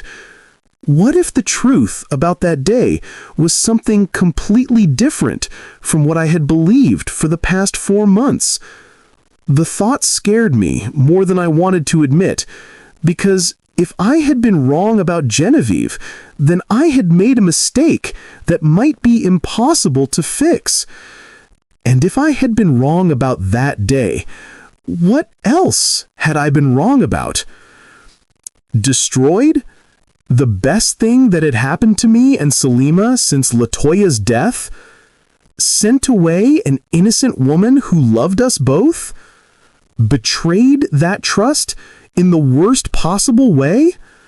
Tomorrow I would find out the truth, no matter what it cost me. 5 months had passed since I made the biggest mistake of my life, though I didn't know it yet. That Saturday night, After deciding I would finally get the truth from Salima, I went to bed with a determination I hadn't felt in months. But sleep didn't come easily. I tossed and turned, my mind racing with questions that had been building for weeks. Why did Salima always look so desperate when she tried to talk to me? Why did every conversation get interrupted at the crucial moment? Why did something feel wrong about the whole situation with Genevieve? Finally, around 2 a.m., exhaustion won, and I fell into a deep sleep. That's when she came to me. Latoya appeared in my dream as clearly as if she were standing right beside my bed. She looked exactly as she had before the cancer took her, vibrant, beautiful, with that gentle smile that had captured my heart when we were teenagers. But her eyes held a sadness I'd never seen there when she was alive. "Louis," she said, her voice soft but urgent, "my love, you need to wake up." "Latoya, is this real?" "As real as it needs to be. Louis, you're failing our daughter." "What do you mean? I've been taking care of Salima. I've given her everything." "Everything except what she needs most. You haven't been listening to her." "I try to listen." "No, Louis, you try to fit listening into your schedule. There's a difference." In the dream, Latoya moved closer to me, and I could smell her perfume, the same scent she'd worn since high school. "Our daughter has been trying to tell you something for months. Something that will change everything you think you know about the day you sent Genevieve away. Genevieve betrayed our family. Did she, Louis? Or did you betray the woman you love by not trusting her enough to hear her side of the story? I saw what happened with my own eyes. You saw what someone wanted you to see. But Salima saw what really happened, and she's been trying to tell you the truth." "What truth?" "The truth about why Genevieve was holding that bucket. The truth about who put the dirty water in it. The truth about who positioned your family exactly where they needed to be to get splashed." My heart started racing, even in sleep. "What are you saying?" "I'm saying that the people you trust most have been lying to you, and Salima knows it." "That's impossible!" "Louis, remember when I was dying and I made you promise to take care of our baby? I didn't just mean provide for her financially.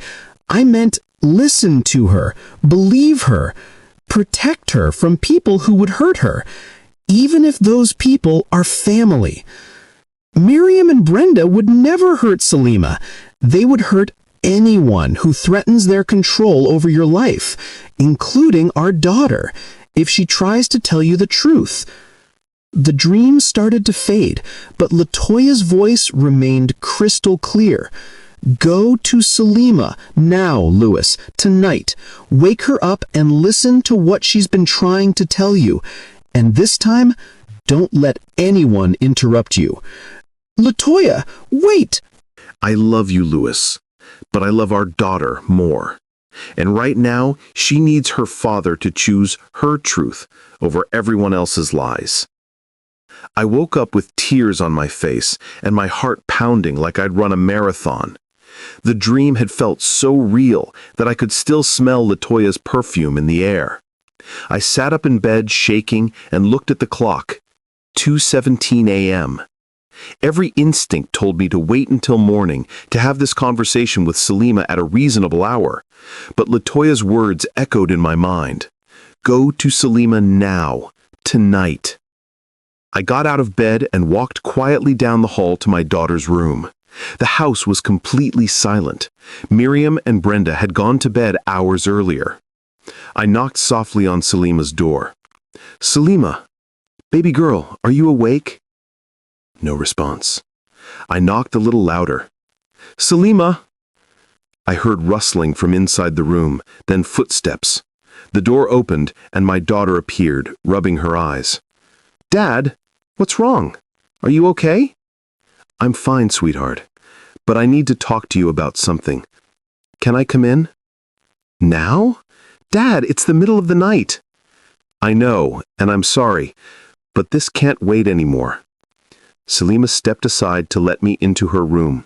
I closed the door behind me and made sure it was locked. Dad, you're scaring me a little. What's going on? I sat down on her bed and pulled her down beside me. Salima, for months you've been trying to tell me something about what happened on Genevieve's birthday. Every time you try, something interrupts us. Tonight, no one is going to interrupt us. But Dad, Grandma says... I don't care what Grandma says. I don't care what Aunt Brenda says. I only care what you say. You're my daughter, and your voice matters more than anyone else's. Salima stared at me for a long moment, like she was trying to decide whether to trust me. Dad, if I tell you the truth, will you believe me? Even if it's different from what everyone else has been saying? I will believe you, baby girl. I promise. She took a deep breath that seemed too big for her 13-year-old body. Dad, Genevieve didn't throw dirty water on us on purpose. What do you mean? I mean, she didn't know it was dirty water, and she didn't know we were standing where it would hit us. My mouth went dry. Salima, I need you to tell me exactly what you saw that day. Everything. Okay, but Dad, you have to promise not to get mad at me for not telling you sooner. I tried so many times, but I'm not mad at you, sweetheart. I'm mad at myself for not listening sooner. Salima nodded and began to speak in a voice that was steady but scared. Dad, I saw Aunt Brenda talking to Genevieve outside. She told Genevieve that there was a bucket of dirty water by the garden shed that needed to be thrown away. A bucket of dirty water? But Dad, when Aunt Brenda first went outside, that bucket had clean water in it. I saw her pour dirt and mud into it while Genevieve wasn't looking. The room started spinning. You saw Brenda put dirt in the water? Yes, and then she told Genevieve to wait while she went to get something from the shed. But she didn't go to the shed, Dad. She came inside and got me and Grandma. She got you and Grandma? She told us to put on white clothes because she wanted to take pictures of us in the garden. She said white would look pretty with the flowers. I felt sick. What happened next? She brought us outside and positioned us in exactly the spot where the water would hit us when Genevieve threw it away. Then she called out to Genevieve and told her to go ahead and throw the water away. And Genevieve had no idea? No, Dad. She looked confused when Aunt Brenda told her to throw it, but she did it because Aunt Brenda said it needed to be done. And when it splashed on us, Genevieve looked horrified. She kept saying it was an accident and trying to apologize. What did Aunt Brenda and Grandma do? They started yelling at Genevieve, telling her that she had done it on purpose. Aunt Brenda said that Genevieve had been waiting for a chance to humiliate our family. And then you drove up. I put my head in my hands. The woman I had loved, the woman I had been planning to surprise with the perfect birthday, had been completely set up by my own family. Salima, why would Aunt Brenda and Grandma do something like this? Dad, they didn't want you to marry Genevieve. They kept saying that once you got married, everything would change, and they wouldn't be as important to you anymore. That's not true. I know, but they didn't believe it. They also said that Genevieve was just using you for your money, even though that didn't make sense because Genevieve always paid for her own things and never asked you to buy her stuff. I thought about how Genevieve had insisted on contributing to household expenses, how she had refused my offer to finance her pharmacy business, how she'd been saving her own money to pursue her dreams. Salima, did they say anything else about why they didn't like Genevieve? Aunt Brenda said that Genevieve made her feel bad about herself because Genevieve was successful and independent and Aunt Brenda wasn't. What do you mean? I heard Aunt Brenda talking to Grandma one day. She said that Genevieve was around the same age as her, but was already making millions of dollars with her own business, while Aunt Brenda had to depend on you for everything. The pieces were falling into place, and the picture they created was devastating. My mother and sister hadn't just been protective of our family, they had been protecting their positions in our family. They had seen Genevieve as a threat to their influence and their financial security. Dad, there's something else. What, sweetheart? I tried to tell you what really happened that day, right after it happened, but when you were yelling at Genevieve, everyone was talking so loud that no one could hear me. I remember. And then after Genevieve left, I kept trying to tell you the truth, but every time I started to, Grandma or Aunt Brenda would interrupt us. You think they were doing it on purpose? Dad, it happened every single time. Every time I tried to tell you something important, they would suddenly need something or remember something urgent. After a while, they started telling me that it would just make you sad to talk about Genevieve and that I should let you move on. I felt rage building in my chest, like nothing I'd ever experienced. My own mother and sister had not only framed an innocent woman, they had spent months manipulating my daughter to keep her quiet about it. Salima, I am so sorry I didn't listen to you sooner. It's okay, Dad. You were hurt and busy with work. No, it's not okay. You're my daughter, and protecting you means listening to you, even when it's inconvenient, especially when it's inconvenient. Salima started crying then, and I pulled her into my arms. Dad, I miss Genevieve so much.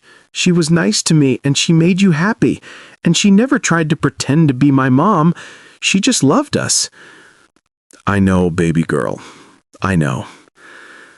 Do you think she'll ever forgive us? I don't know, sweetheart, but I'm going to try to make this right. We talked until almost 4 a.m. Salima told me every detail she could remember about that day, and about the months that had followed. How Miriam and Brenda had worked together to keep her from talking to me. How they had convinced her that telling the truth would just hurt me more. How they had made her feel guilty for wanting to defend Genevieve. By the time Salima finally fell back asleep, I was angrier than I'd ever been in my life. But underneath the anger was something worse. The crushing realization that I had failed everyone I claimed to love. I had failed Genevieve by not trusting her enough to hear her explanation. I had failed Salima by not making time to listen to what she needed to tell me. And I had failed myself by allowing other people to manipulate my decisions about the most important relationships in my life. As I sat in my daughter's room watching her sleep, I made several decisions. First, I was going to confront my mother and sister about what they had done. Second, I was going to find Genevieve and beg her to forgive me. Third, I was going to make sure that nothing like this ever happened to my family again. But first, I needed to understand exactly who Genevieve was and what I had lost when I sent her away. The next morning, I left the house early and drove to Genevieve's new pharmacy. It was Sunday, so she wouldn't be working, but I wanted to see what she had built in the months since I'd destroyed our relationship. The pharmacy was in a modest building in a working-class neighborhood, but it was clearly thriving. Through the windows, I could see shelves stocked with medications, a consultation area where customers could speak privately with a pharmacist, and a small waiting area with comfortable chairs and health education materials. A sign on the door read, Robinson Community Pharmacy, affordable health care for everyone, free medication consultations every Saturday. I drove to the local library and spent the next 3 hours researching everything I could find about Genevieve's business and her work in the community. What I discovered made me feel even worse about what I had done.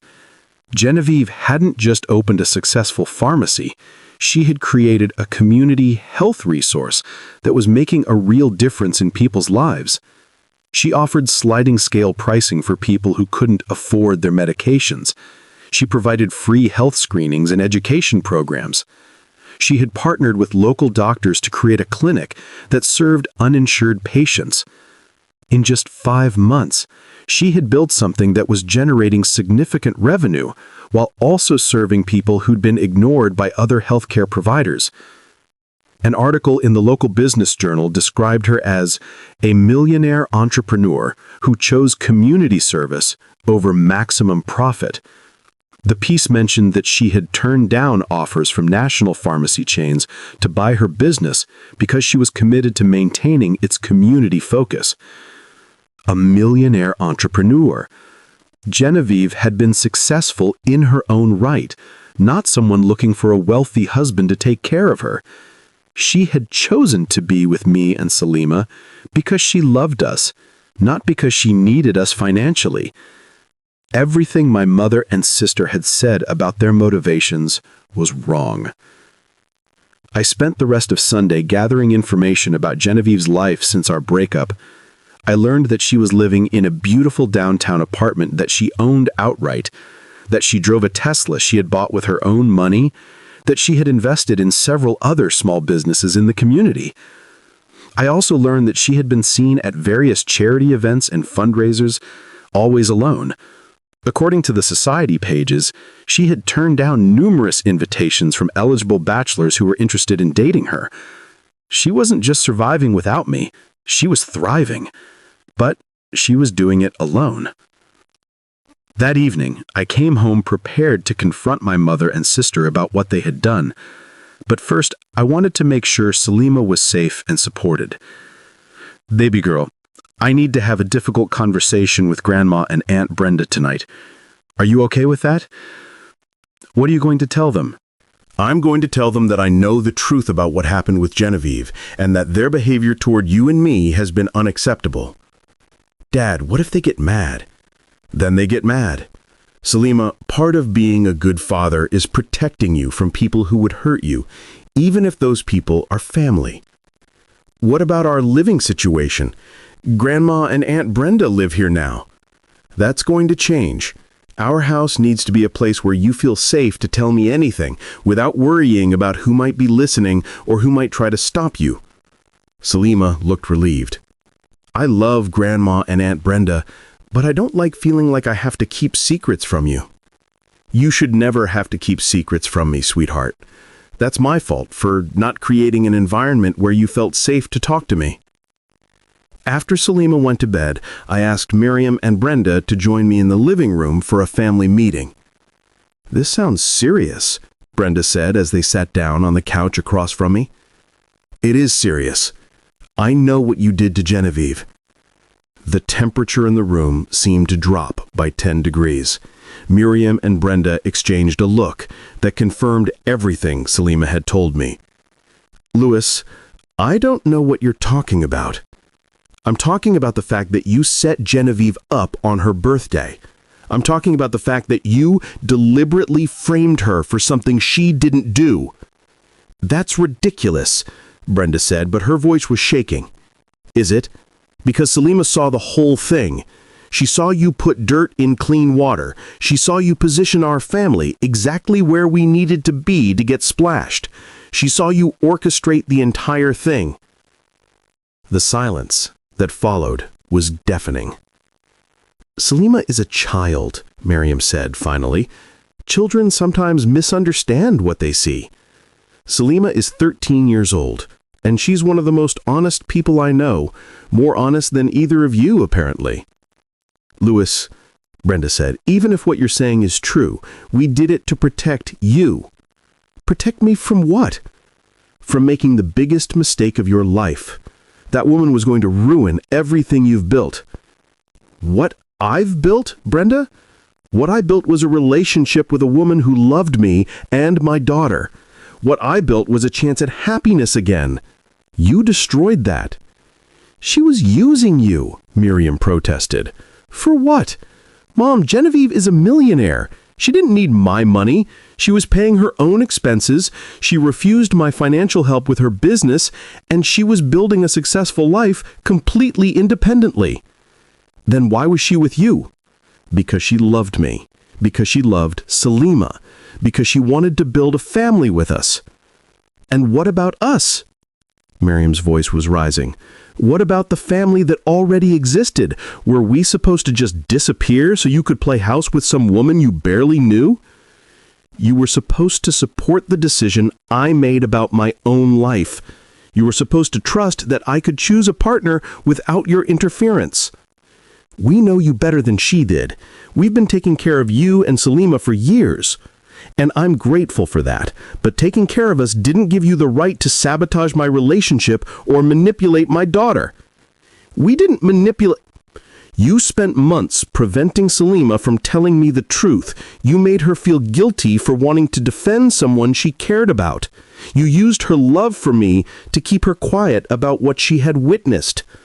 Miriam started crying. Louis, we just didn't want to lose you. Mom, you didn't have to lose me, but you've lost my trust, and that's something we may never be able to rebuild. What are you saying? I'm saying that both of you need to move back to your own homes tonight. Louis, you can't be serious. I've never been more serious about anything in my life. What you did to Genevieve was cruel and wrong. What you did to Salima was even worse. And what you did to me, lying to my face for months, manipulating my emotions, destroying my relationship, is unforgivable. Where will we go? Mom, you have your own house. Brenda, you have your own apartment. You'll go back to your own lives and let me live mine. And what about Salima? Brenda asked. Who's going to take care of her while you're working? I'm going to take care of her. I'm going to be the father she deserves, the father who listens to her, believes her, and protects her from people who would hurt her. Louis, Miriam said through her tears, please don't do this. We're family. Family doesn't lie to each other. Family doesn't manipulate each other. Family doesn't destroy each other's happiness out of selfishness. I stood up and walked to the stairs. I'm going to check on Salima. When I come back down, I want you both to be packing your things. It took Miriam and Brenda 3 hours to pack and leave. They spent most of that time alternating between tearful apologies and angry accusations. They claimed they had been protecting me. They insisted that Genevieve would have hurt me eventually. They argued that they deserved forgiveness because they were family. I listened to it all, but I didn't change my mind. At midnight, I watched my mother and sister drive away from my house, and I felt a combination of sadness and relief. Sadness because I loved them despite what they had done. Relief because my daughter and I were finally free to rebuild our relationship without their interference. Dad? Salima appeared at the top of the stairs in her pajamas. Are Grandma and Aunt Brenda gone? They're gone, baby girl. For how long? I don't know. That depends on whether they can learn to respect our family's boundaries. Salima came downstairs and sat beside me on the couch. Are you okay, Dad? I'm sad, but I'm okay. Are you okay? I'm relieved. I love them, but I didn't like feeling like I had to choose between them and telling you the truth. You should never have to make that choice again. We sat together in the quiet house, and for the first time in months, I felt like we were actually a family again. Dad, what are you going to do about Genevieve? I'm going to try to win her back. But Salima, I need you to understand that she might not forgive me. I hurt her badly, and I don't know if she'll be willing to give us another chance. She'll forgive you, Dad. How can you be so sure? Because she loved us enough to leave when she thought it was best for our family. That kind of love doesn't just disappear. The next morning, I called my office and cleared my entire schedule for the entire week. Then I began the most important campaign of my life, winning back the woman I had wronged. My first stop was a florist, where I ordered the largest arrangement of white roses they could create. White roses had been Genevieve's favorites. My second stop was a jewelry store, where I bought a necklace with a pendant that read, Truth, in elegant script. My third stop was Genevieve's pharmacy. I arrived at 9 a.m., right when she opened for business. Through the window, I watched her unlock the door and turn on the lights. She looked as beautiful as ever, but thinner and sadder than I remembered. I waited until she had settled into her morning routine, then I walked through the door. When she saw me, her face went through a series of emotions: surprise, hurt, anger, and finally, careful neutrality. "Louis, what are you doing here?" "I came to apologize and to tell you that I know the truth about what happened on your birthday." Genevieve stared at me for a long moment. "And what truth is that?" "The truth that you were innocent. The truth that my mother and sister set you up. The truth that I failed you in every possible way." Her eyes filled with tears, but her voice remained steady. "It took you 5 months to figure that out?" "It took me 5 months to listen to my daughter. She saw what really happened, and she's been trying to tell me the truth since the day you left." "Salima tried to tell you?" "She tried to tell me dozens of times, but my mother and sister made sure that every conversation got interrupted." Genevieve closed her eyes and took a deep breath.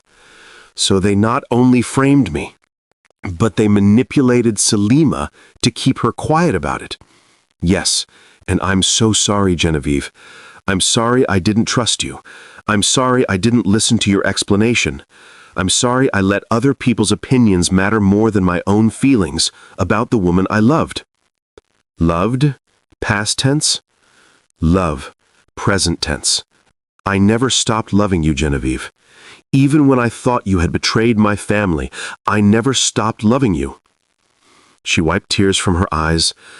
"Louis, do you have any idea what the last 5 months have been like for me? Tell me." "I lost the man I was going to marry.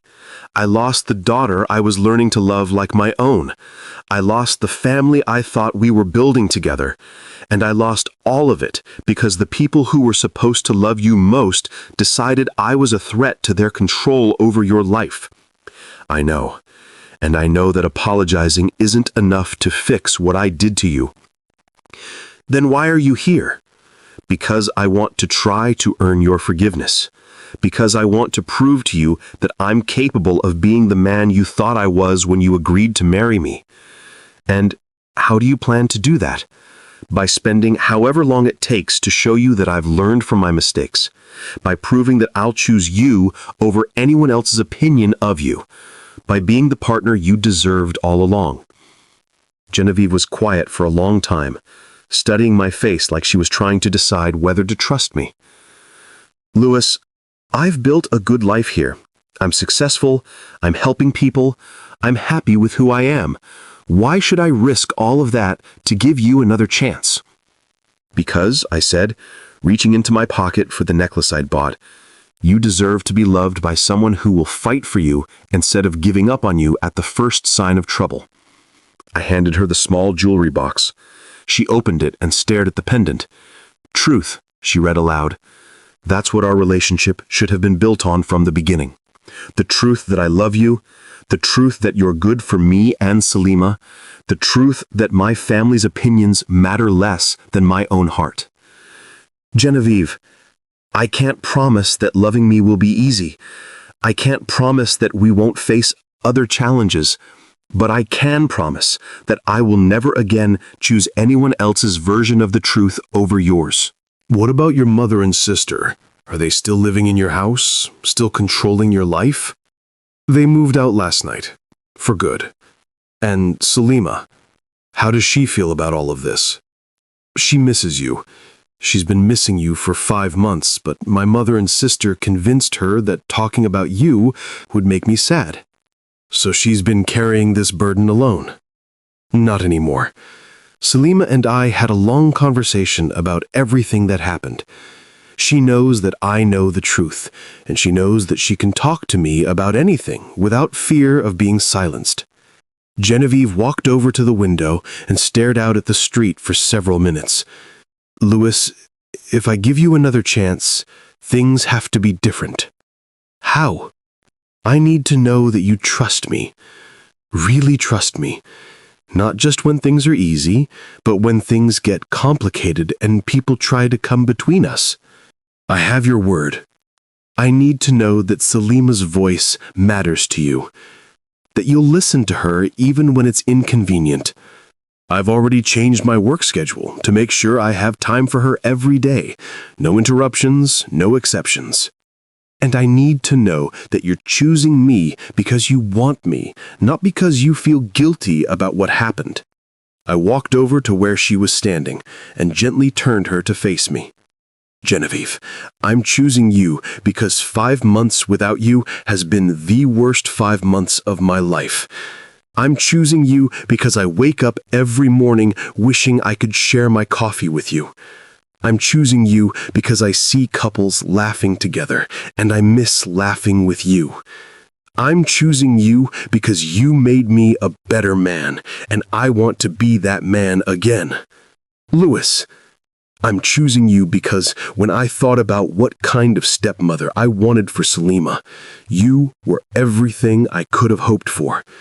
I'm choosing you because you respected Latoya's memory while still making space for your own place in our family.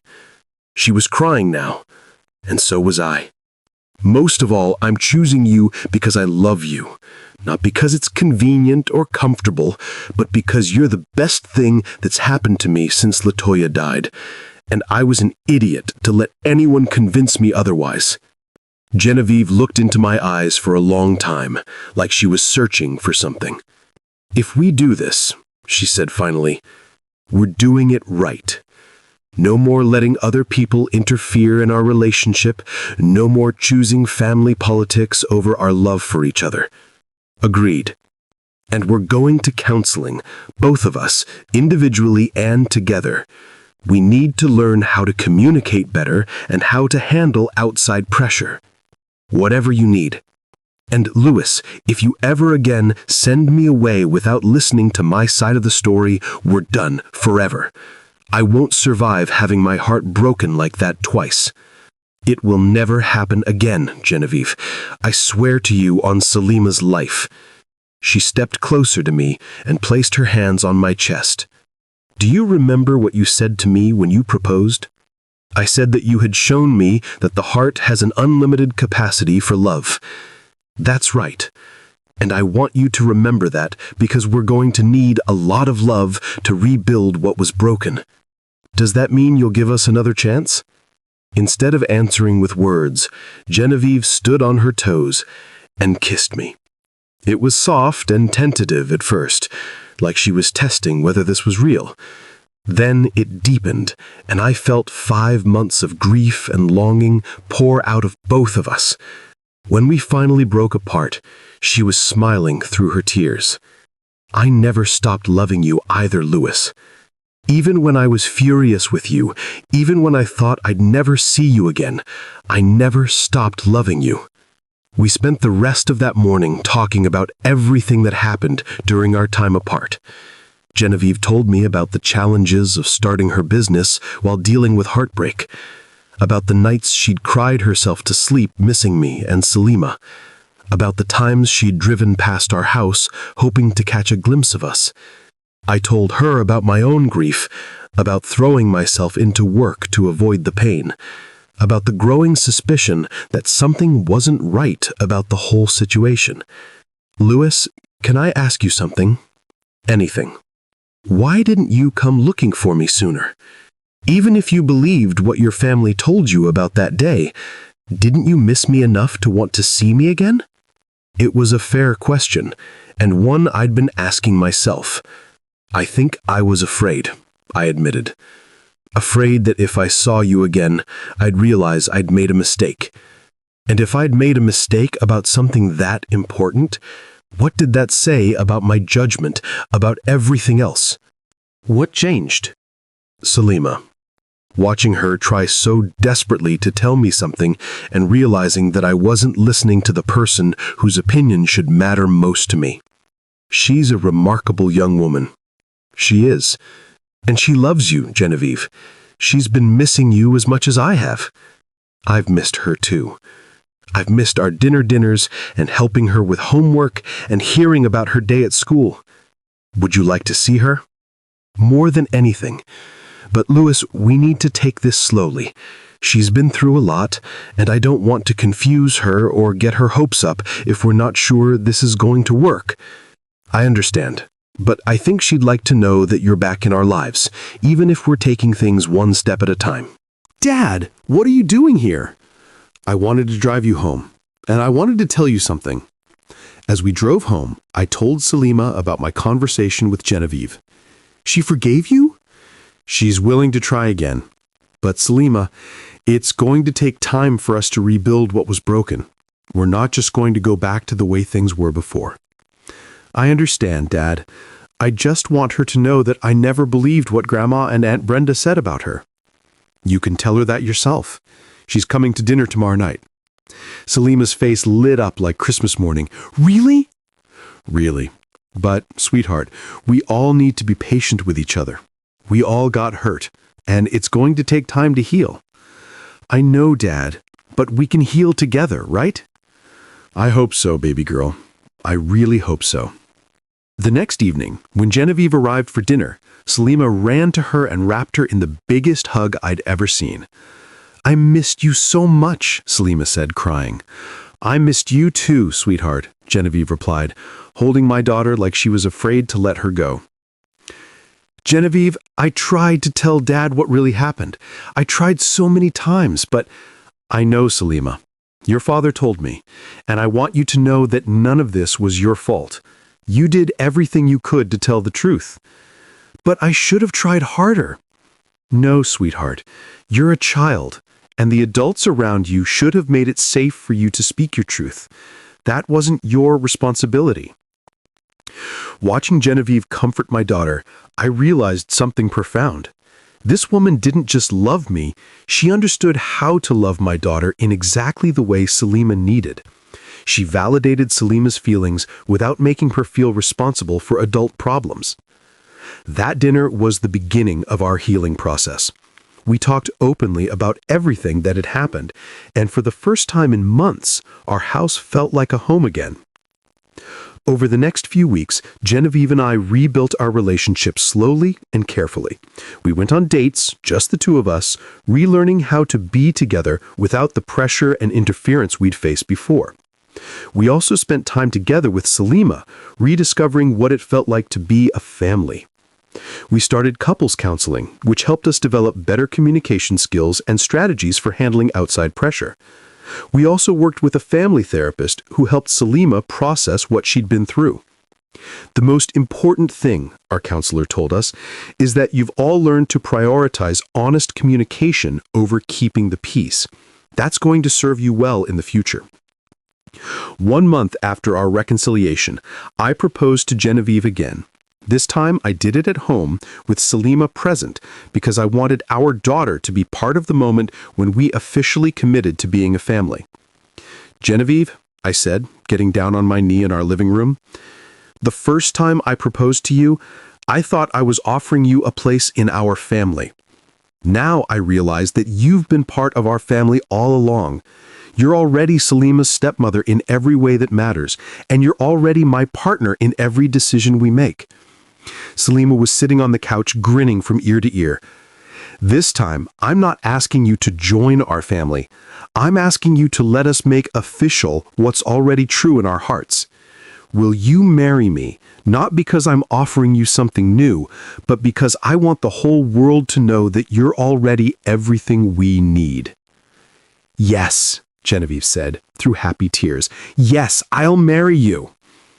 When I slipped the ring on her finger, Salima cheered and jumped up to hug both of us. We're really going to be a family.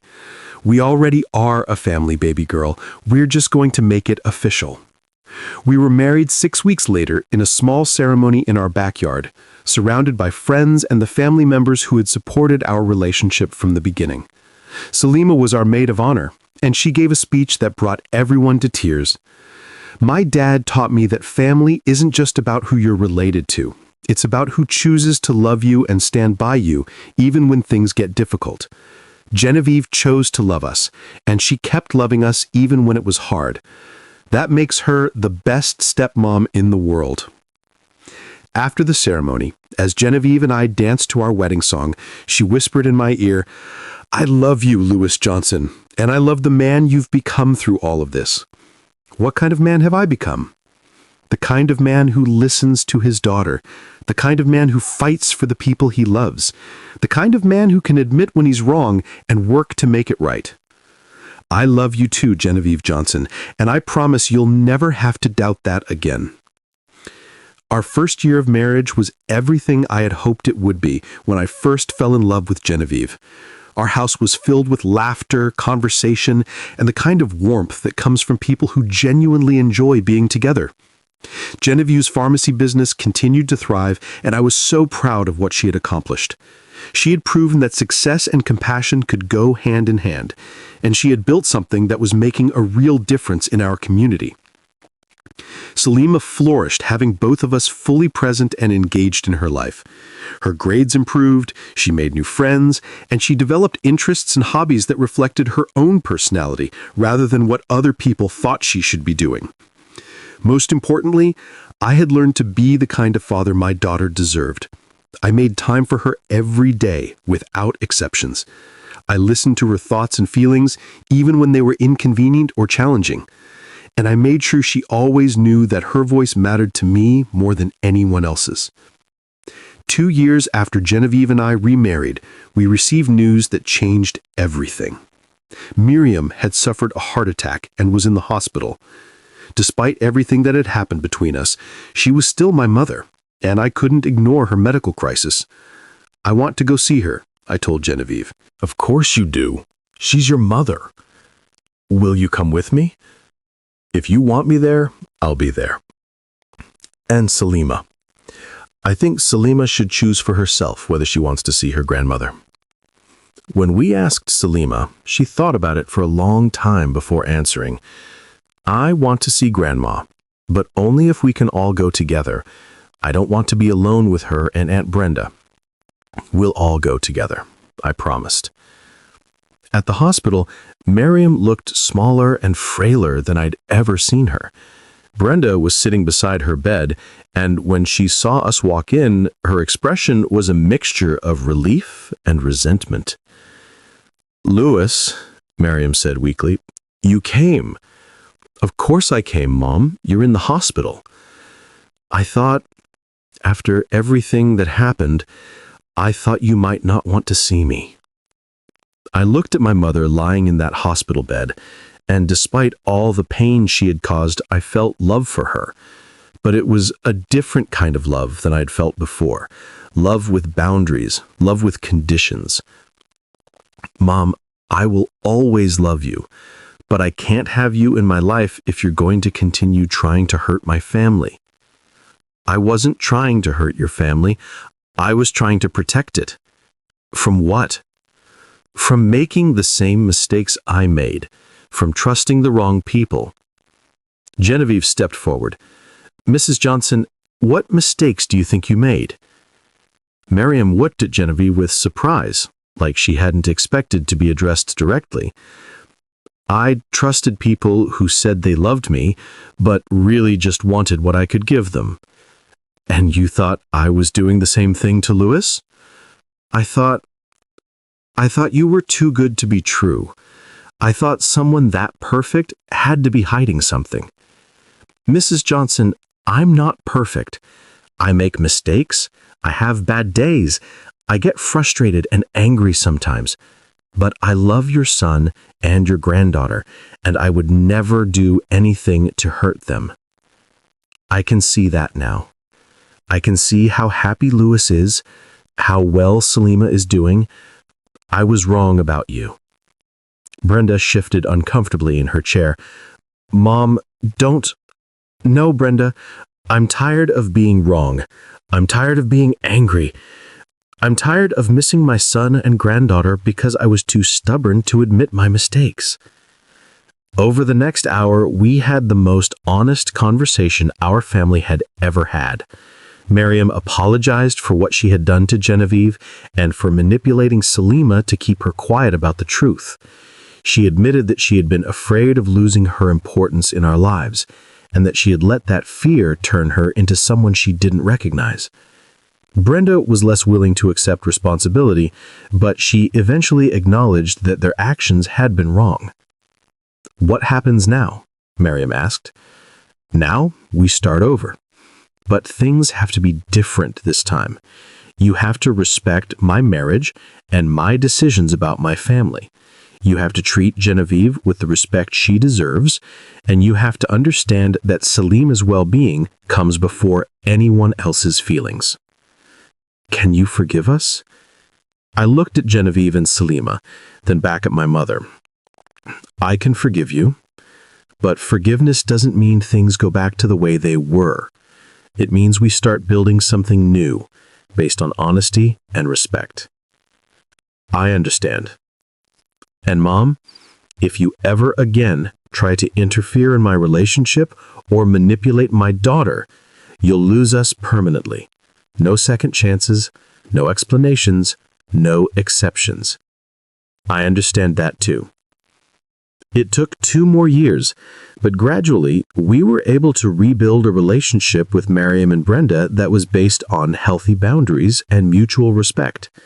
They learned to appreciate Genevieve for who she was, and Genevieve was gracious enough to welcome them back into our lives once they proved they could be trusted. Salima, now 17, had grown into a confident, articulate young woman who understood the importance of speaking her truth and standing up for the people she loved. "Dad," she said to me one day, "I'm glad everything happened the way it did. Even the painful parts? Especially the painful parts, because they taught us how to really listen to each other and how to fight for our family." She was right. The betrayal and heartbreak we had experienced had ultimately made us stronger. We had learned that love isn't just about feeling good together. It's about choosing each other even when things get difficult.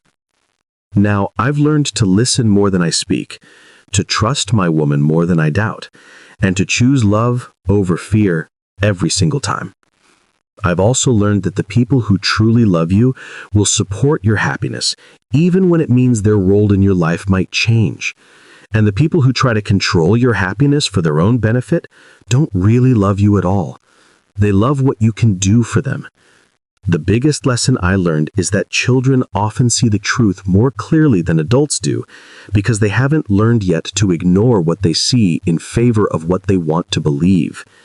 When your child tries to tell you something important, listen, even if it's inconvenient, even if it contradicts what other adults are telling you, even if it means facing uncomfortable truths about people you thought you could trust.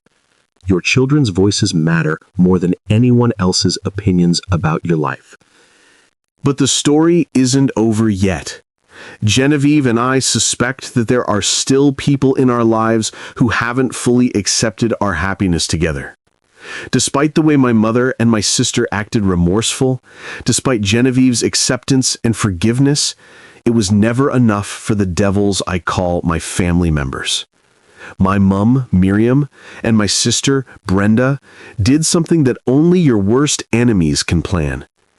And this story continues in part 2, which is already uploaded on this channel. You can go check it out and continue this journey with me. So now I want to ask you something. If you had been in my position that day, would you have trusted what you saw with your own eyes, or would you have insisted on hearing your fiancé's explanation first? Would you have chosen the people who had been in your life longer, or the person you were planning to build your future with? And if you had been Genevieve, would you have forgiven someone who had sent you away without listening to your side of the story? Would you have been willing to risk your heart again with someone who had failed to protect you when it mattered most? I want to know what you think. Comment below and tell me whether you agree or disagree with the choices I made. Tell me what you would have done differently, and what lessons you've learned from your own experiences with family betrayal and second chances. And before you go, please subscribe to Precify Stories right now. Hit that like button and share this video with someone because stories like this need to be shared. We have over 70 other incredible stories on this channel, and each video will teach you something new. Thank you for taking this journey with me in part 1. Remember, always make time for your children, always fight for the people who truly love you, and never let anyone else's fears keep you from choosing happiness. Now, let's continue in part 2.